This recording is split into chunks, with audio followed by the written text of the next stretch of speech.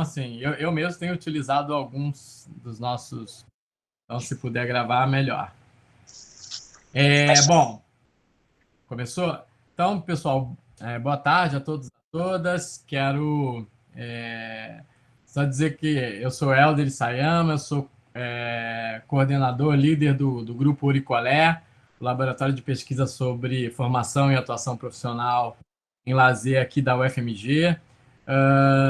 E eu só queria, para quem não tem acompanhado essas nossas ações, eu queria dizer que esse é um projeto que nós criamos ainda na pandemia, chamado Eurico Online, né? Foi uma oportunidade que a gente encontrou para nos encontrarmos e para conversarmos sobre temas que são caros ao nosso debate no campo do lazer.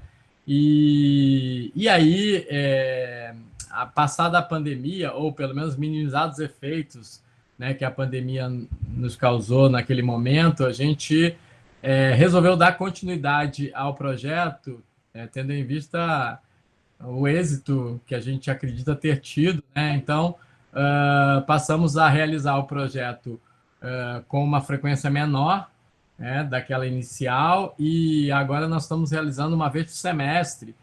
E esse semestre, então, nós resolvemos escolhemos esse tema da etnografia e dos estudos do lazer, porque também tem relação com aquilo que muitos mestrandos e doutorandos, e não só esses, mas principalmente e mestrandas e doutorandas, estão desenvolvendo aí em suas teses aqui no programa de pós-graduação interdisciplinar de estudos do lazer. Então, eu só queria abrir explicando um pouco esse projeto e agradecendo a Raquel e ao pessoal da URGS, né, que são grandes parceiros e parceiras de trabalho já há algum tempo, e Raquel não hesitou em aceitar o nosso convite. Então, Raquel, agradeço muito a sua disposição, a sua vontade, a sua parceria, o seu carinho com o grupo, tá? Obrigado. E vou passar a palavra para a Denise, nossa parceira no Grupo Uricolé, que vai, então, fazer a mediação, a organização dos trabalhos de hoje, tá? Denise, é com você. Obrigada, Hélder. Boa tarde, então, a todos e a todas. É um prazer estar aqui com vocês, um prazer receber a professora doutora Raquel da Silveira, uma grande parceira nossa, né? Então, começo apresentando a professora Raquel, né? Muitos de vocês já conhecem, ela não precisa de apresentação, mas a gente a apresenta, a gente gosta disso. Então, a Raquel, ela é graduada em Educação Física pela Universidade Federal do Rio Grande do Sul, também tem um mestrado e doutorado em Ciências do Movimento pela mesma universidade. Atualmente, também ela é docente da Universidade Federal do Rio Grande do Sul, membro pesquisadora do Grupo de Estudos Socioculturais e Educação Física, o GESEF, e já foi vice-presidente da ANPEL, Associação Nacional de Pesquisa e Pós-Graduação em Estudos do Lazer, na qual eu tive o prazer de trabalhar com ela aí durante uma gestão. Então, Raquel, muito obrigada, né, por você ter aceito esse convite para compartilhar seus conhecimentos com a gente, e fique à vontade, nós estamos aqui todos ouvidos para você. Bom, boa tarde, obrigado, Hélder, obrigado, Denise. Dizer que é um prazer enorme estar aqui, dizer que o Grupo Uricolé para nós é uma referência, né? Quando a gente pensa lazer, que o Hélder e a Denise são as pessoas que a gente sempre reconhece. Raquel, fechou seu microfone. Vamos ver, e agora? Agora foi? E que o Grupo Uricolai, e que o projeto Uricolai era o nosso parceiro na pandemia, assim, aquele momento que nós estávamos se sentindo sozinho, assim, toda semana tinha lá um encontro do pessoal do lazer, né? Então, quando o Hélder me convidou, eu fiquei super feliz, assim, e ao mesmo tempo bateu uma certa responsabilidade, assim, mas eu estava sempre lá assistindo. E então, dizer que é um prazer estar aqui, é um prazerzão, assim. E, Denise, compartilhar essa mesa contigo é melhor ainda esse momento. A gente já trabalhou junto aí na Ampel, né? E dizer que minha presidenta aí da nossa associação, né? fazendo um belíssimo trabalho, te agradecer desde já aí pelo trabalho que tu vem fazendo na Ampel e dando continuidade aí às outras gestões, né, que é a nossa associação aí, que vem crescendo e efetivando parcerias muito legais. Bom, pessoal, então, assim, o Helder me provocou a falar um pouco sobre a etnografia, né, e os estudos do lazer, numa ideia meio... Vou tentar falar aqui uns 30, 40 minutos e depois a gente dialogar mais do que só eu ficar aqui falando, então podem ir escrevendo, falando aí, anotando para a gente depois bater um papo, tá bem? A ideia é a gente poder conversar mais, assim. Mas quando o Helder me falou desse tema, né, eu fiquei pensando assim, né, que legal poder falar disso, porque é um tema que se confunde a minha trajetória profissional acadêmica, assim, né.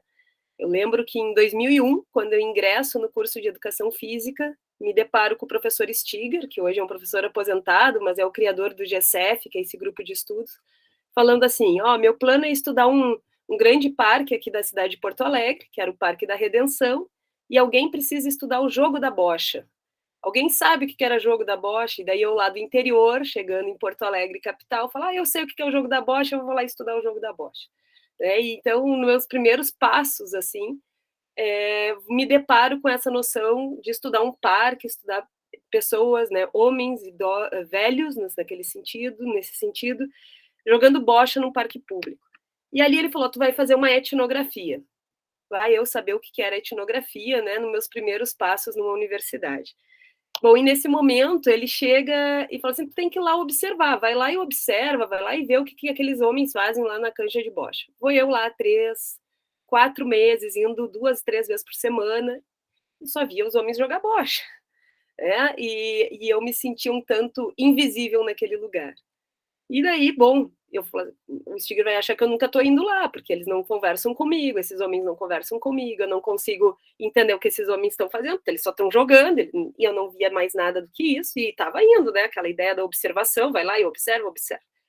Daí o Stiger, não, vou lá contigo um dia, né, o Stiger já tinha seus cabelos brancos, porque ele, não que ele era velho, mas ele já, desde cedo ele tinha cabelos brancos, e a gente chega junto lá na tal da cancha de bocha, e não deu 1 minuto, um senhor sentou no lado dele e começou a contar a vida para o Stiger. Eu falei assim, gente, faz 4 meses que eu estou aqui e ninguém me conta a vida. Como é que contam a vida para o Stiger e não contam para mim? E daí ali nesse caso, eu começo a entender um pouco e me provocar. Bom, o que é fazer etnografia? Quem sou eu nesse lugar, nesse campo? Aonde que eu estou? Quem seria Stiger, né? Que é um homem semelhante àquelas pessoas que estão ali, com seu cabelo branco, né? Então, começo a me deparar desde os meus primeiros passos na graduação, assim, a minha trajetória, a entender que fazer etnografia é muito mais do que estar lá observando. E a partir daí começo a fazer uma trajetória acadêmica, isso já se passaram 22 anos, né? Mas é um caso que nunca me esqueço, assim, desse processo etnográfico, e que até hoje, né, eu venho tentando entender um pouco mais como é que a gente faz essa tal de etnografia aí, em especial nos estudos do lazer, nesse caso que eu relatei os estudos de bocha, né, na prática de bocha no espaço público, mas que depois, em outras pesquisas que eu vou desenvolvendo, temas parecidos vão, né, situações, casos parecidos vão se desenrolando. Vou só contar essa historinha para vocês verem assim como a minha relação com esse tema assim se dá muito imbricado em toda a minha formação acadêmica e agora atuação, né? Bom, para isso eu fiquei pensando assim, né? O que a gente pode criar de um certo roteiro para essa fala para a gente poder começar a conversar, né? Acho que a primeira coisa que a gente tem que pautar quando a gente vai falar disso é saber que perguntas, né, a etnografia pode responder aí em relação ao lazer. Acho que antes de pensar como fazer a etnografia, é saber o que ela pode nos responder, aonde que ela pode nos auxiliar a chegar, né? Depois queria conversar um pouquinho com você sobre como a etnografia, eu vou utilizar um termo aqui que é se autoriza a responder essa pergunta, ou seja, o que faz a etnografia ser legítima para responder determinadas perguntas, né? E depois fazer um fechamento do tipo, tá, e o que a gente ganha quando a gente faz, então, uma etnografia, o que o lazer está ganhando com esses estudos, né, a partir dessa metodologia ou um referencial teórico metodológico, que eu acho que é mais adequado aí para a gente nomear a etnografia. Então, vamos lá. Se eu estiver falando muito rápido, alguma coisa, vão escrevendo aí que eu estou acompanhando aqui, tá? Então, pensando lá, né, vamos pensar quais perguntas a etnografia pode responder em relação ao lazer, né? Então, pensar que as perguntas vão estar muito em volta, nem no lazer, nem em entender indivíduos, grupos ou sociedade, mas a ideia da etnografia vai ser entender essa relação estabelecida aqui. Sempre a gente vai, a etnografia vai nos ajudar a entender a relação que se tem entre essa prática, esse tempo, espaço que a gente nomeia de lazer, né, com os indivíduos, os grupos sociais que ela está se colocando, com a sociedade que ela está se referindo, né? Então, a etnografia ela consegue dar uma lupa, vamos falar assim, para essas relações, né? Ela não vai tentar nem focar num ou no outro, mas nessas relações. Para dar alguns exemplos para vocês aqui, vou trazer 3 perguntas que norteiam pesquisas ou que fiz ou que agora já estou orientando no programa aqui de mestrado, né? A primeira pergunta, que foi fruto daí do meu trabalho de mestrado, era entender por que mulheres escolhiam no seu lazer jogar futsal.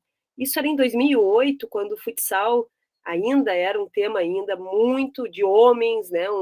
De fato, futebol, né? A minha ideia era investigar futebol de mulheres, só que aqui no Rio Grande do Sul chove muito no inverno, e eu descobri que os campos de futebol eram reservados aos homens. As mulheres não podiam jogar no inverno para não estragar os campos para os homens. Então, os times das mulheres se deslocavam todos para as quadras de futsal, para elas poderem continuar praticando, né? E no inverno os campos ficarem protegidos para o futebol de várzea aí dos homens, né? Então, só para vocês verem como essa relação de gênero era muito forte aqui, e ainda é, né, na nossa região.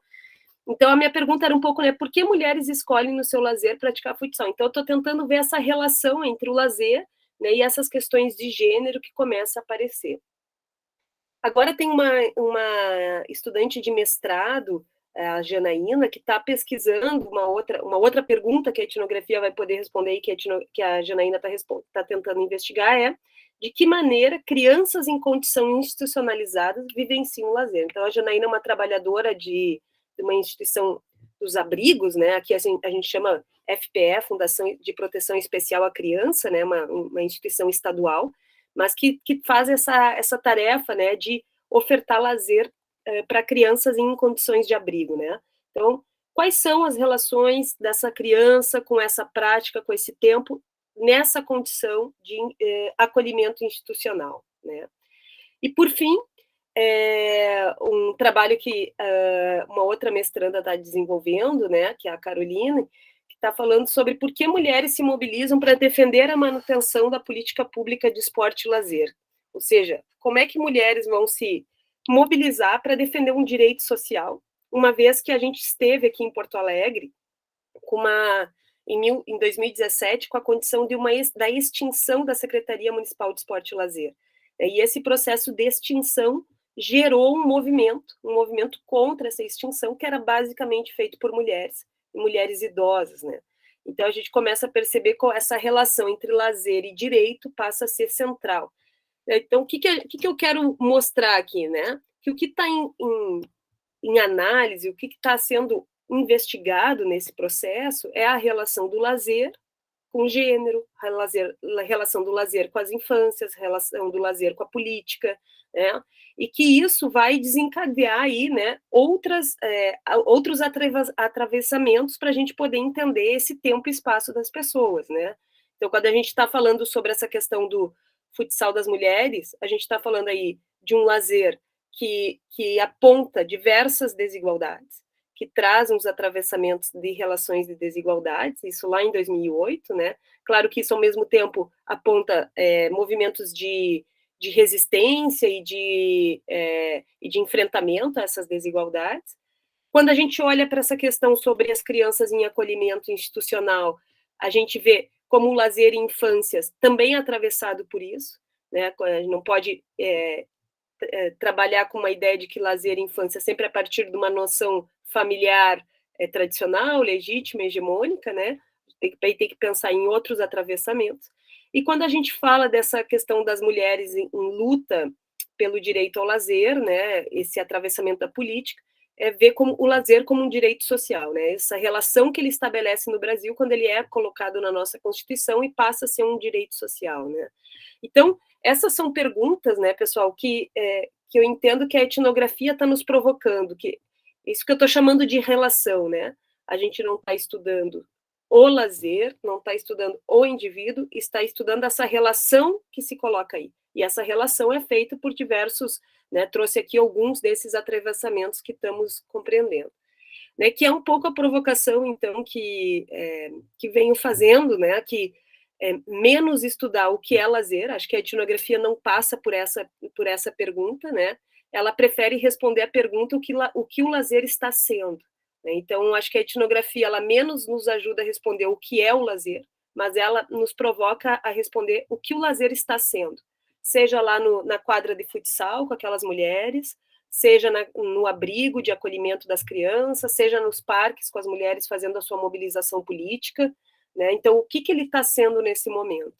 E a partir daí a gente pode, né, um pouco avançar nessa questão e começar a perguntar, então, o que ele pode ser, né? Então, em vez de a gente tentar definir ele, tentar ver o que ele pode ser nessa relação entre os lugares, os tempos e espaços que eles são vivenciados, né? Então, acho que se a gente vai pensar as perguntas que a etnografia vai nos ajudar a responder sobre lazer, elas vão estar aí nesses dois quadradinhos aqui, né?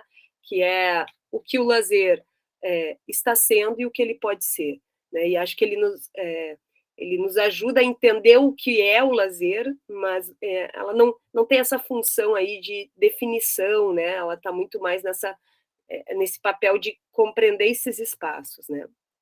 Bom, a partir disso, né, provoco aqui a gente chegar já no segundo momento da minha fala, da nossa do roteiro aqui da minha fala, que seria pensar, então, como é que a etnografia se autoriza a responder essas perguntas, né? Então, assim, qual que é a autoridade etnográfica? O que faz a etnografia ser uma ferramenta legítima para a gente poder fazer pesquisa, né? E daí eu vou me basear muito nesse texto, não sei se vocês já tiveram acesso a esse texto, né, que é a Experiência Etnográfica, Antropologia e Literatura no Século XX, do James Clifford, que é um texto que vai falar sobre as 3 autoridades etnográficas.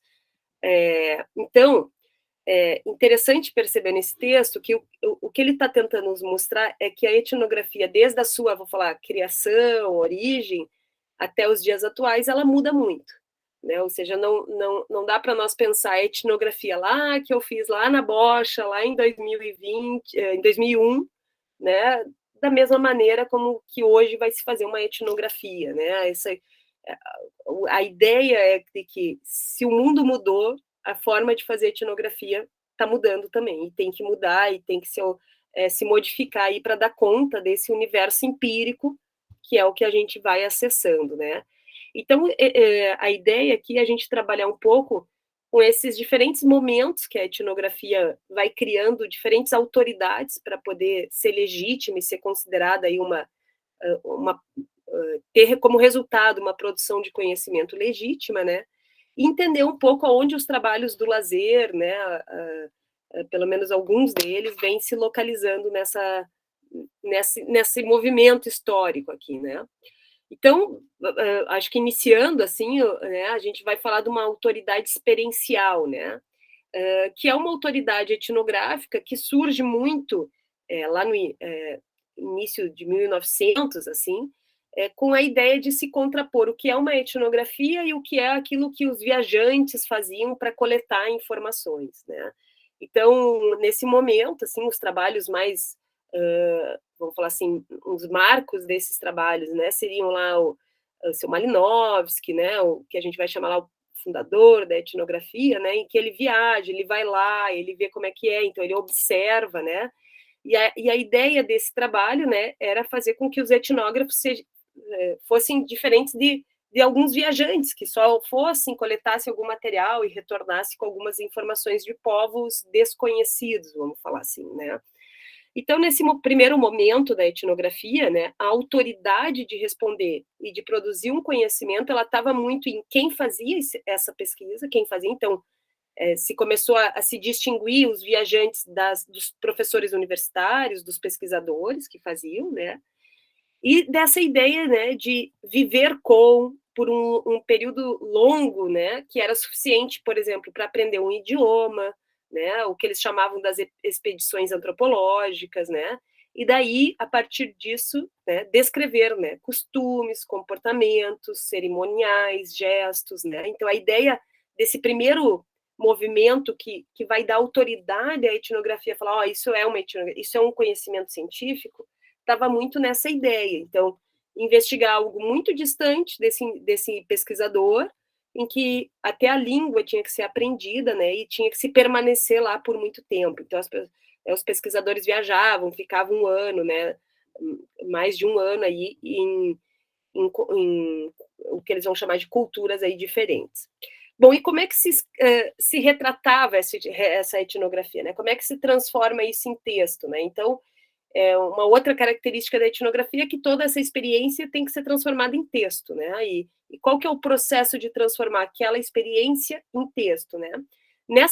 Nesse primeiro movimento, que é uma autoridade experiencial, vamos falar assim, a ideia era não trazer um mero inventário de ações que foram vistas, né? Mas formular teorias sobre isso. Então, se começava a pensar estruturas dessas comunidades que eram investigadas, suas cosmologias, seus princípios, né?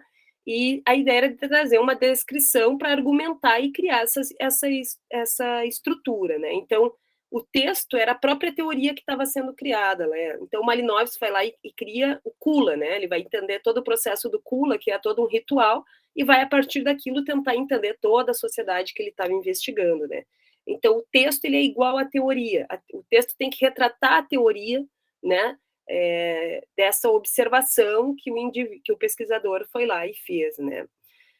Vamos falar assim que quando a educação física, e vou falar os estudos do lazer, né, que começam, né, muito forte pela educação física, mas começam a ser feito, essa autoridade experiencial, ela continua nesse muito sentido da observação participante, né, desse estar lá, preciso estar lá, quero estar lá, né.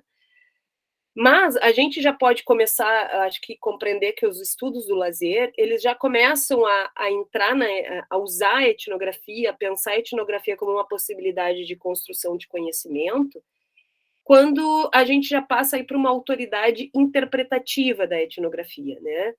E aqui um dos trabalhos centrais aqui que a gente pode referenciar, acho que é muito próximo para quem já fez etnografia, a interpretação das culturas do Clifford Geertz, né? Então, aqui seria a grande referência, né, desse movimento, né? Ou seja, aqui não basta ter experienciado, como na autoridade anterior. Aqui tu tem que, além da experiência, fazer um processo de interpretação do processo, né? Então, a diferença dessa autoridade é que não basta mais o pesquisador ir lá, observar e criar uma teoria sobre aquilo. Ele tem que interpretar o processo, né? A chamada descrição densa, né? Que o Geertz vai nos provocar com seus trabalhos, né? Então, a experiência de campo, ela é fundamental. Então, assim como na autoridade anterior, estar lá, observar, né? Vivi isso, vivi aquilo, passa a ser central nessa forma de fazer a etnografia, né? Ou seja, a experiência evocada na presença participativa, né? A partir dessa presença que a gente vai começar a interpretar o fato, né? E esse processo de interpretação, ele passa a ser uma construção, baseado a partir das oportunidades de campo, né? Então, retomando um pouco lá o meu caos lá do jogo da bocha lá, né?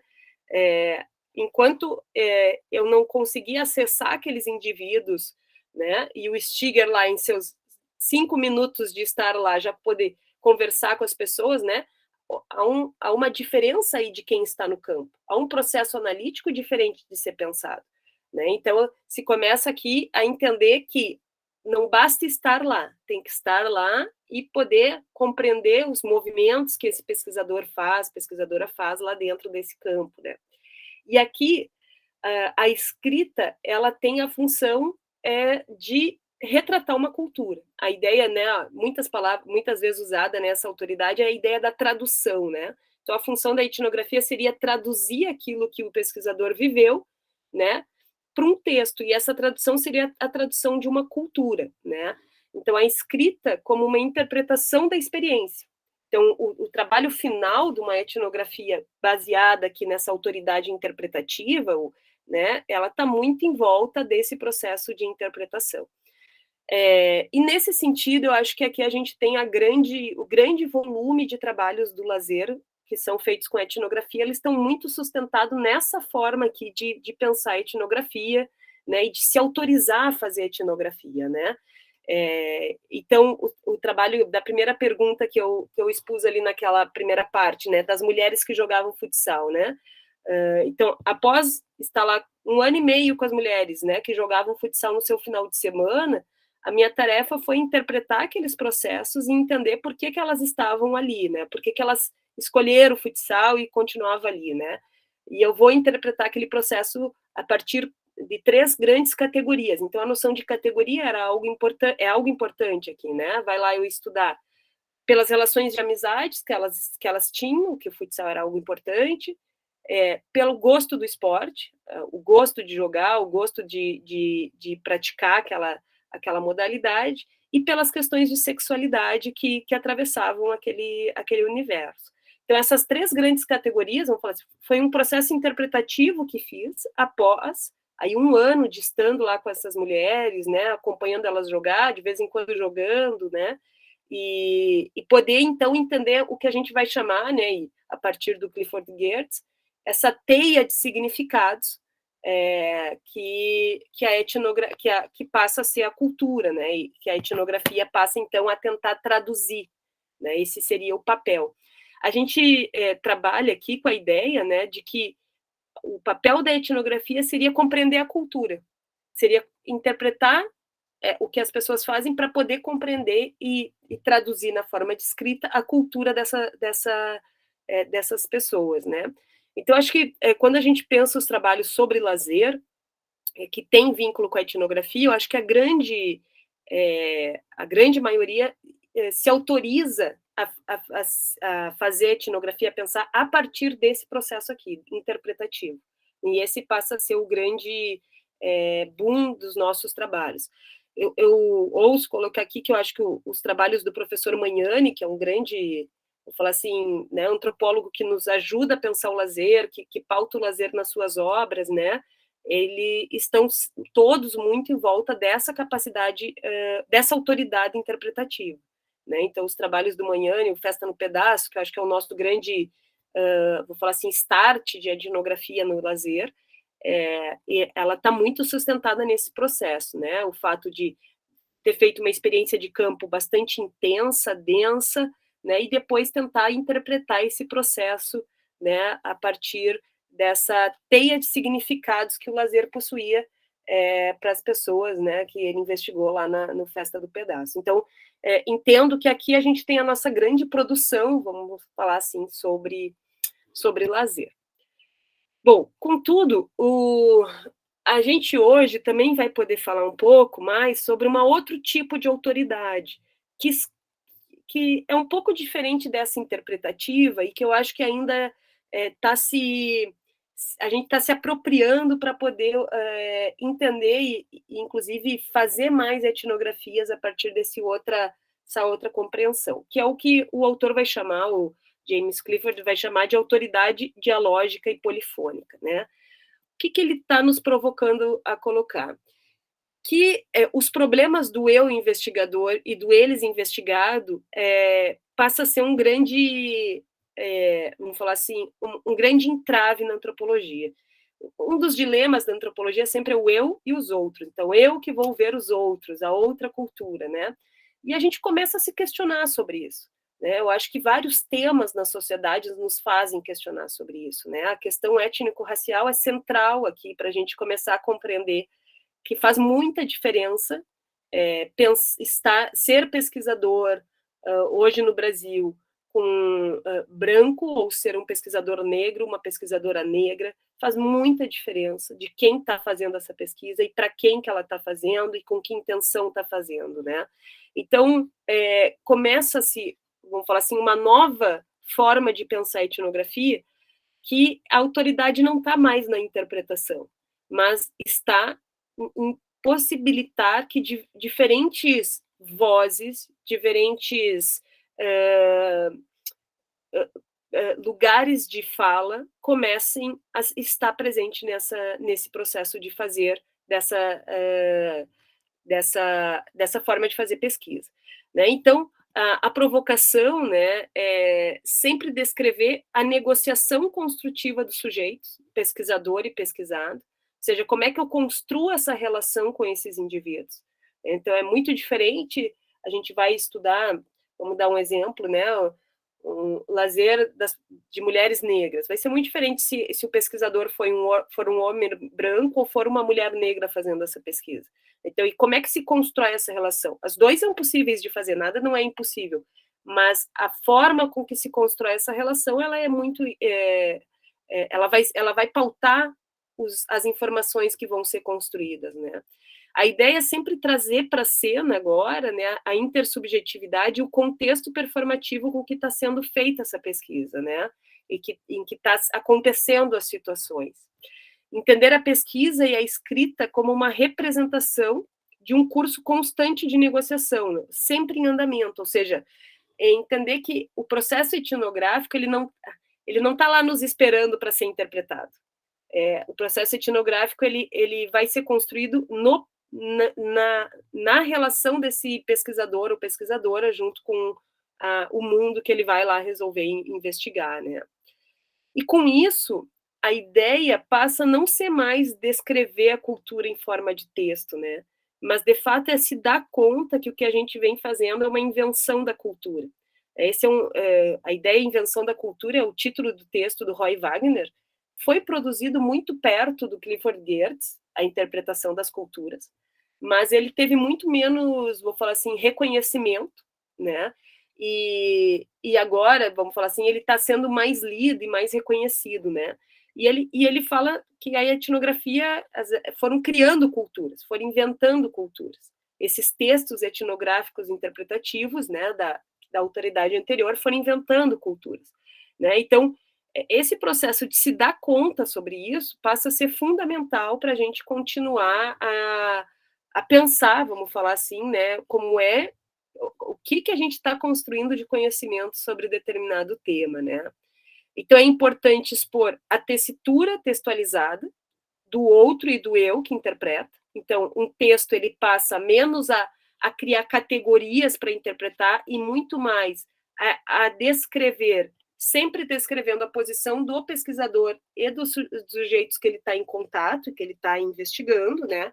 Ou seja, o pesquisador ele tem que ser ele está dentro desse enredo, né? Ele está ali junto, ele é mais uma voz ali junto, né? Os colaboradores da pesquisa, as pessoas que a gente está investigando, passam a ser autores desse trabalho, passam a ser também autores, ou seja, a gente passa a dar muito mais espaço para que esses indivíduos que a gente investigou apresente as suas falas, as suas críticas, os seus argumentos, né? E a cultura passa a ser um diálogo aberto, criativo, sendo produzida, e não algo dado que está lá esperando o pesquisador ir lá criar, né? Um outro texto importante que eu acho que trabalha muito bem essa ideia de como que a gente vai traduzir num texto, escrever num texto uma etnografia a partir dessa autoridade mais dialógica, mais polifônica, é um texto que se chama Escrita contra a Cultura, da Lila Lu, que vai nos provocar essa questão, né, de que hoje os trabalhos antropológicos eles têm um lugar de fala, a gente tem um posicionamento, a gente não vai querer investigar determinados temas sem um entendimento prévio, um posicionamento prévio, né, e uma condição de diálogo aí com os sujeitos que a gente quer investigar. Então, essa autoridade dialógica e polifônica, ela passa a ser central nos trabalhos atuais, uma vez que, vamos falar assim, o universo hoje, né, a sociedade, a nossa realidade hoje, ela é muito mais polifônica. Né? É muito difícil hoje eu conseguir achar um grupo de futsal que treina todo sábado, tal hora, ir lá e só descrever esse grupo sem pensar os atravessamentos que esse grupo tem com vários temas. né? Então, aqui, por exemplo, a ideia não é só estar lá, né? A gente usa uma outra frase, um outro verbo que é seguir, né? Aqui a gente vai seguindo, né? Porque não necessariamente hoje as coisas estão cerceadas, né? Como com grupos fechados, com grupos homogêneos que pensam iguais, né? Eu lembro que muitas vezes a etnografia era representada como pecinhas de quebra-cabeça, assim, que as pessoas iam botando as pecinhas se encaixando, né? E nessa autoridade dialógica, não vai se encaixar.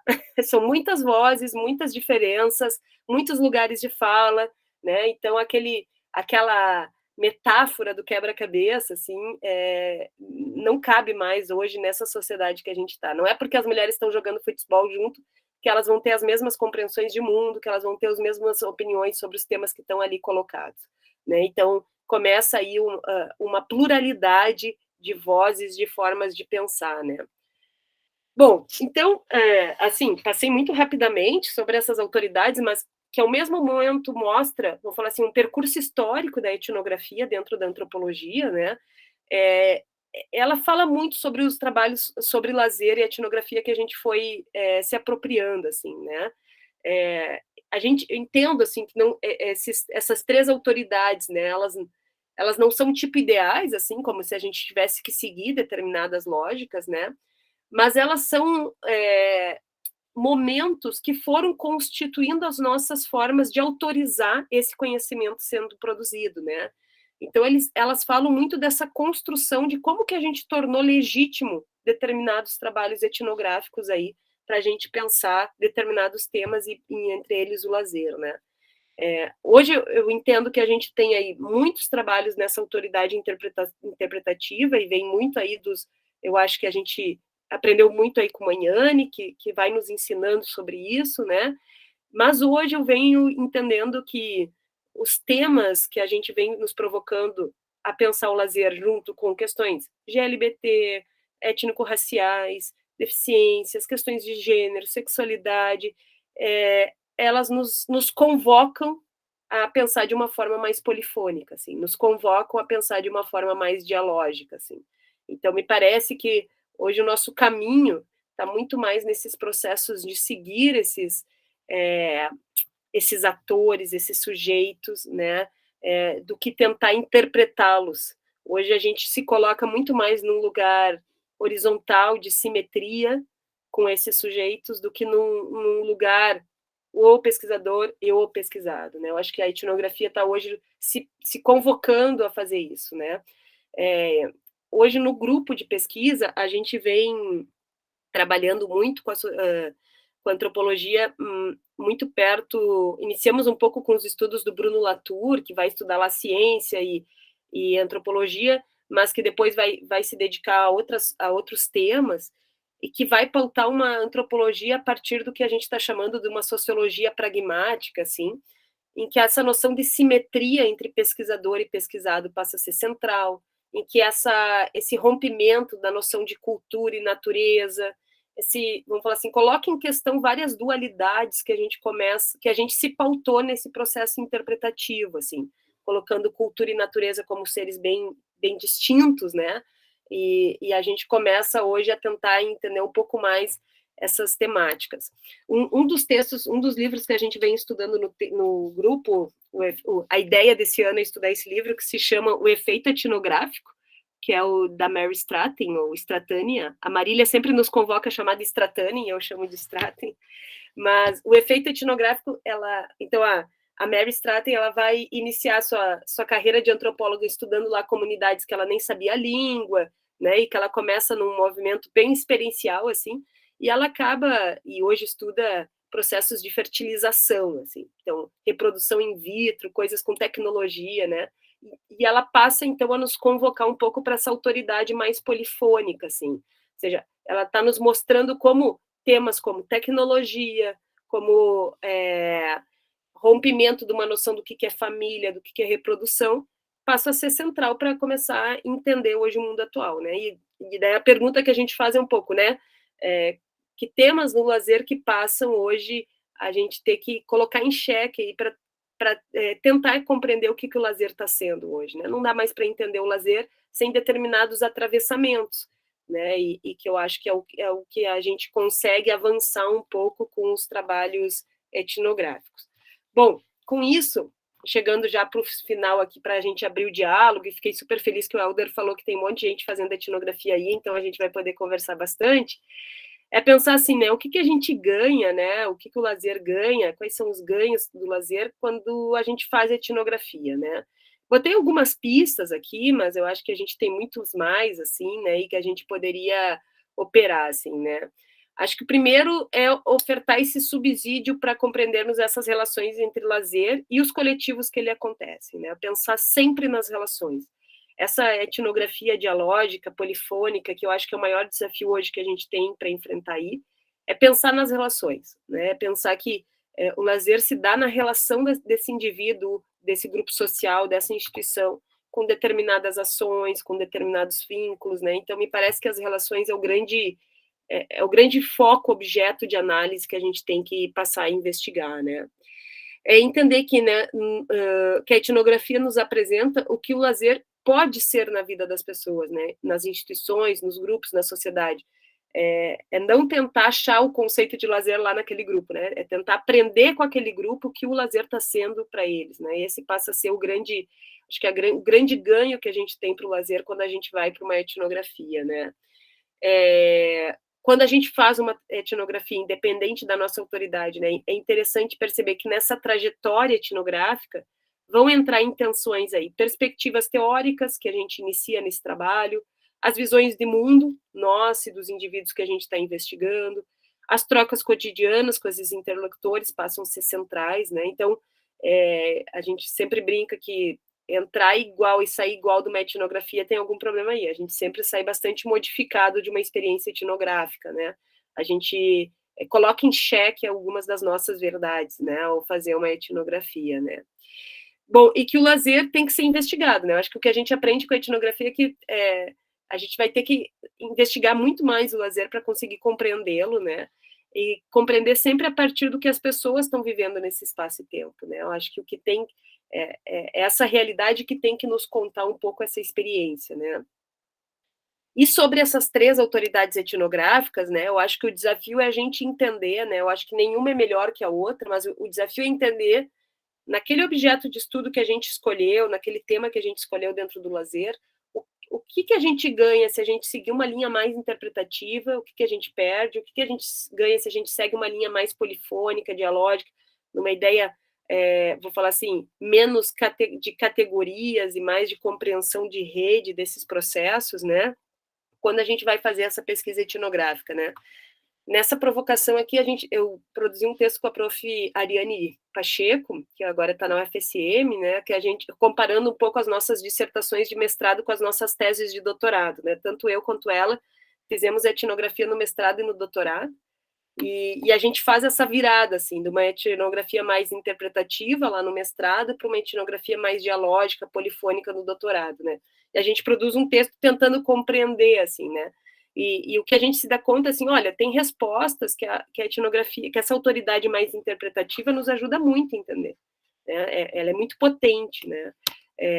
Mas nos parece que tem outras perguntas que a gente só vai conseguir se a gente fizer sair um pouco dessa noção interpretativa e tentar entender essas diferentes vozes que vão compondo aí os nossos objetos de estudo, as nossas investigações, né? Bom, pessoal, falei assim um pouquinho, né, a minha ideia não era dar um passo a passo sobre a etnografia, mas pensar um pouco mais como é que esse tema está se colocando, né, e eu acho que hoje a nossa ideia no GCF é tentar investir um pouco mais nessa etnografia que a gente está chamando polifônica, né, esse trabalho da Straten do efeito etnográfico está nos provocando bastante, né, assim, de compreender a etnografia como um lugar também de refazer aí conceitos que já estavam bastante, vou falar assim, cristalizados, né?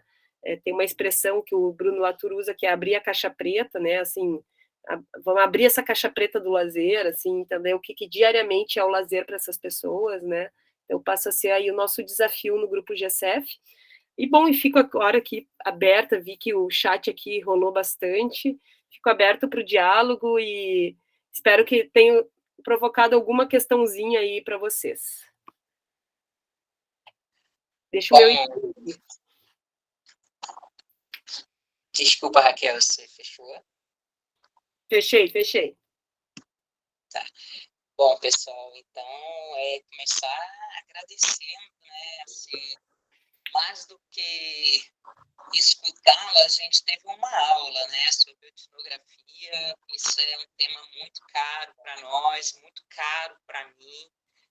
Foi muito bom te ouvir, como sempre, Raquel. Então, a gente começa te agradecendo demais por essa oportunidade, né, dessa leitura que você faz, uma leitura que você vai trazendo aí, apesar de você dizer que você não quis fazer um passo a passo, mas você fez, né, você foi dando muitos elementos para que a gente pudesse ir construindo, reconstruindo, né, e repensando esse nosso fazer etnográfico, né? Então, foi muito bom, te agradeço demais aí por nos ajudar a pensar, né, sobre a etnografia e essa etnografia como ela vem se desenvolvendo na atualidade, né? Que eu acho que esse foi um grande barato que você traz aí para a gente, né? Pensar hoje, né, nós, da educação física ou até de outras áreas que estão inseridas dentro da pesquisa com os estudos do lazer, como enxergar isso, né?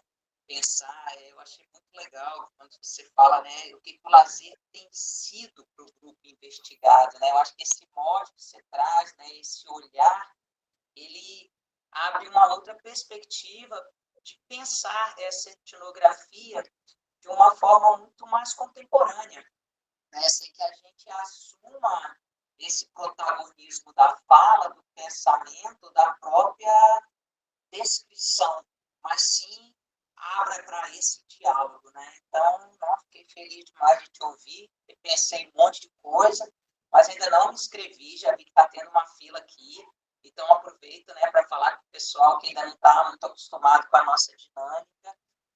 A gente sempre, ao final da fala do nosso convidado, nossa convidada, a gente vai fazendo uma lista para quem está interessado em dialogar, pensar junto ou perguntar, e aí a gente também tem pessoas organizando isso aqui com a gente, né? O Helder está ajudando a organizar, a Luísa, então só vocês irem colocando aí no chat que a gente vai fazendo.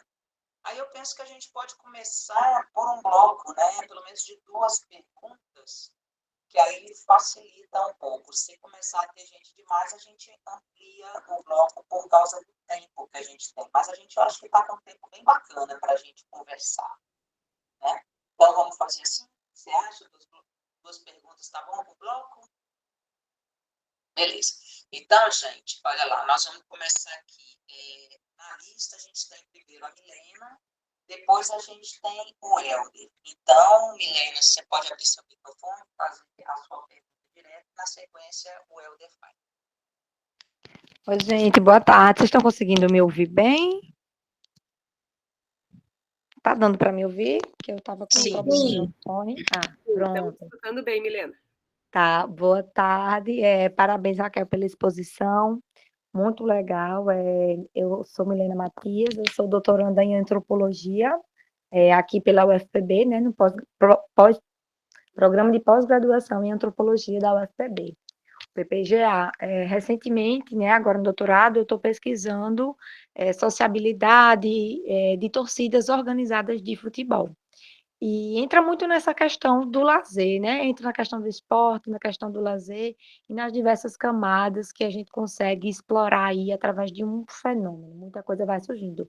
Quando você falou sobre essa questão, né, de estar em campo, quando a gente está fazendo etnografia e da gente pensar que tudo muda se o sujeito é mulher, se é homem, se é uma pessoa negra, se não é, enfim. E eu gosto muito sempre de trazer essa questão como uma questão metodológica. E eu acho que a gente deve se colocar, né, na nossa escrita e trazer esses desafios, porque a gente pega, lê um trabalho, uma tese, uma dissertação, um TCC, está lá muito bem escrito, mas eu acho que é importante, né, serve como uma questão metodológica, a gente problematizar como foi para a gente se inserir naquele campo. Eu, por exemplo, estou pesquisando num ambiente, né, que majoritariamente masculino, de torcidas organizadas. Então, como eu, mulher, estou ingressando nesse campo, como eu estou sendo vista, como vai ser para eu conseguir ter as aproximações e as trocas com os interlocutores.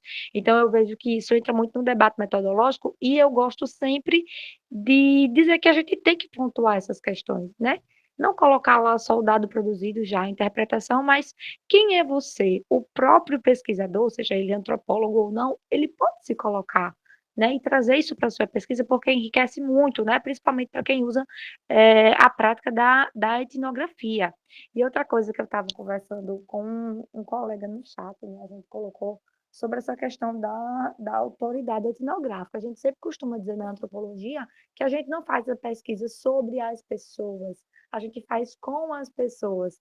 Então, é bem importante a gente ter também esse olhar crítico sobre essa questão da autoridade etnográfica, para que a gente não se coloque como o pesquisador não se coloque estando muito acima. É claro que é ele que produz os dados, ele vai estar ali no campo, colhe, produz, interpreta, mas que ele tenha tanto essa responsabilidade, esse senso crítico e essa delicadeza dele entender que tem que ter ali a visão de mundo dos interlocutores, as concepções vindas das pessoas. Claro, ele vai trazer a sua interpretação com embasamento teórico, né? Mas que tenha sempre em mente essa questão que a gente tem que ter. A pesquisa é com as pessoas, a gente sempre fala muito isso, né? E eu acho que esse é sempre o diferencial, é a cerejinha do bolo, né, das pesquisas que a gente utiliza de cunho etnográfico, porque a gente faz junto, a gente faz acompanhando, a gente faz vivendo e, sobretudo, ouvindo os interlocutores, né? Muitas vezes ouvindo muito mais do que falando e muito mais do que perguntando. A antropologia ela ensina muito isso, da gente ter essa questão do olhar etnográfico bem treinado. De muitas vezes a gente vai estar em campo e a gente vai precisar observar muito mais do que falar. Claro que ali a gente vai, né, chegar um momento que a gente vai começar a falar, vai entrevistar ou vai dialogar mais informalmente, mas o olhar e manter esse equilíbrio, né? Ter essa criticidade com relação à questão da autoridade etnográfica. Era só isso mesmo, gente. Obrigada. Sou eu, né, Denise? Bom, Raquel, mais uma vez quero te agradecer. Agora, muito mais, né, depois dessa fala. Um presente para nós que estamos aqui. Assim, com um número bastante significativo de pessoas, 50 e poucas pessoas variando. Acho que, nossa, muito legal isso.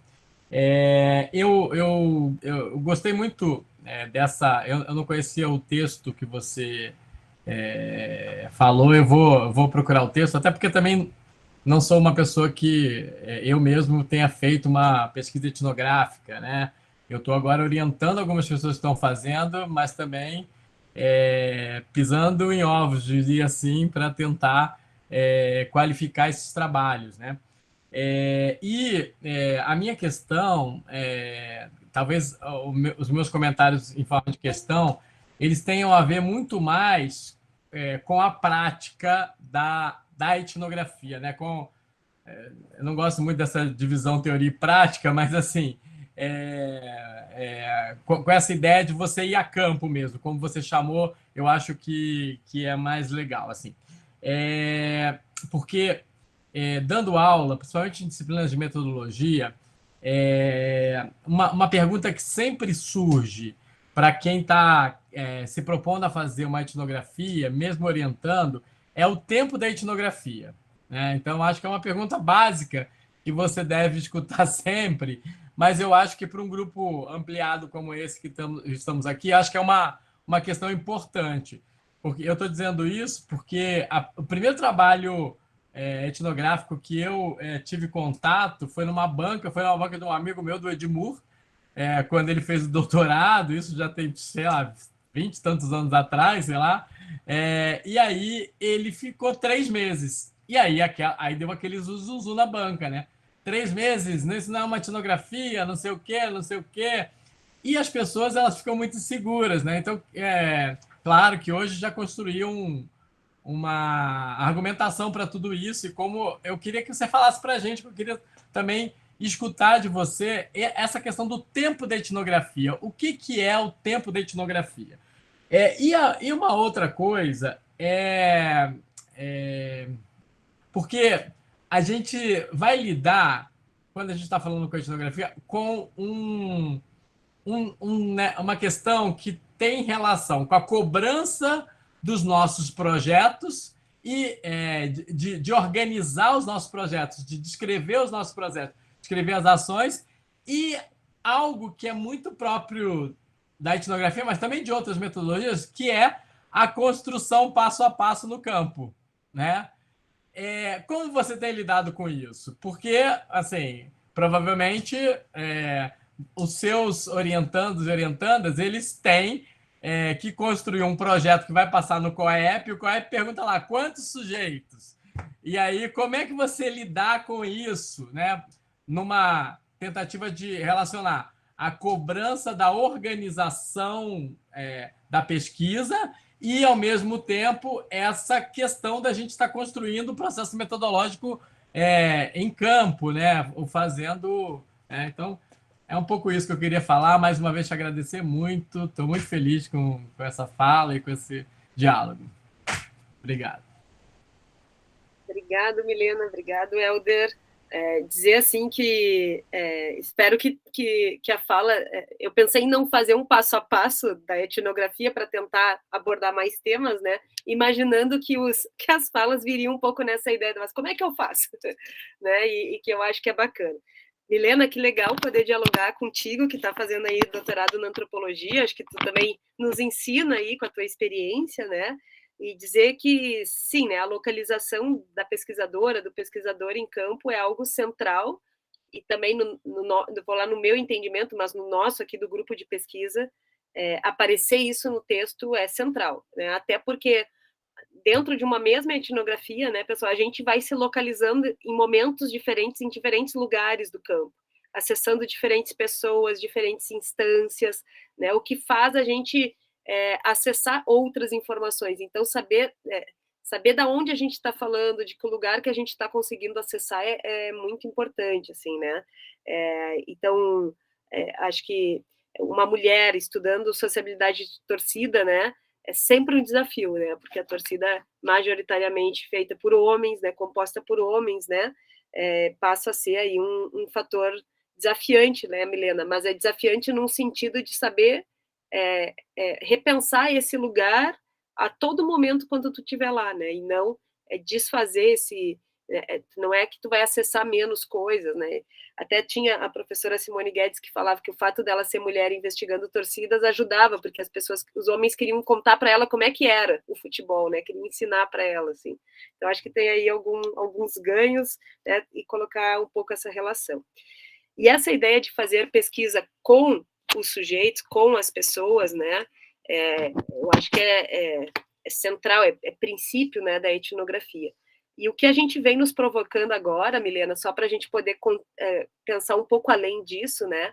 Que eu acho que esses estudos mais do que a gente está chamando aí, se aproximando de uma antropologia polifônica ou multifocal, que se chama também, ou que a gente vem chamando aí, aproximando a antropologia de uma sociologia pragmática, também pensar não só humanos, né? Mas também pensar não humanos, a ideia, por exemplo, de Cyborger, da Donna Haraway, começar a pensar que outros agentes são possíveis nas nossas esferas, né?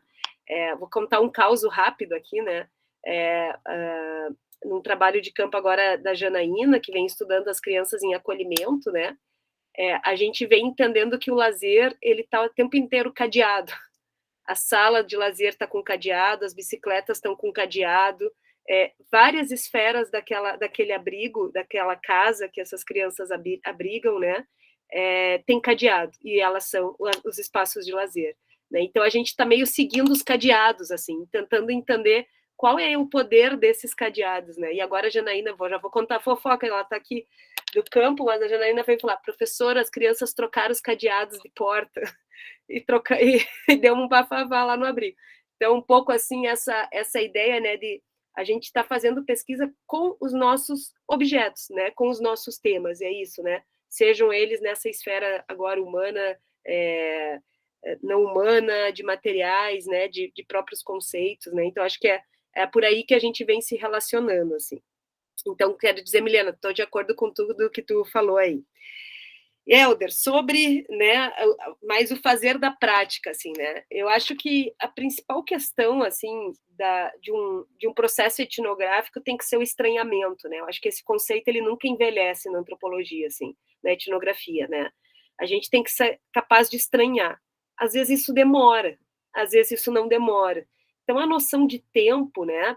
Eu diria assim, aqueles trabalhos mais imbuídos, né? Daquelas primeiras autoridades experiencial, da autoridade mais interpretativa, o estar lá, o viver lá, passa a ser algo como assim um fato para ser etnográfico, né? Então, sim, lá 1 ano de campo, né? Mais do que 1 ano, né? Seria algo assim que iria trazer mais densidade para aquele processo.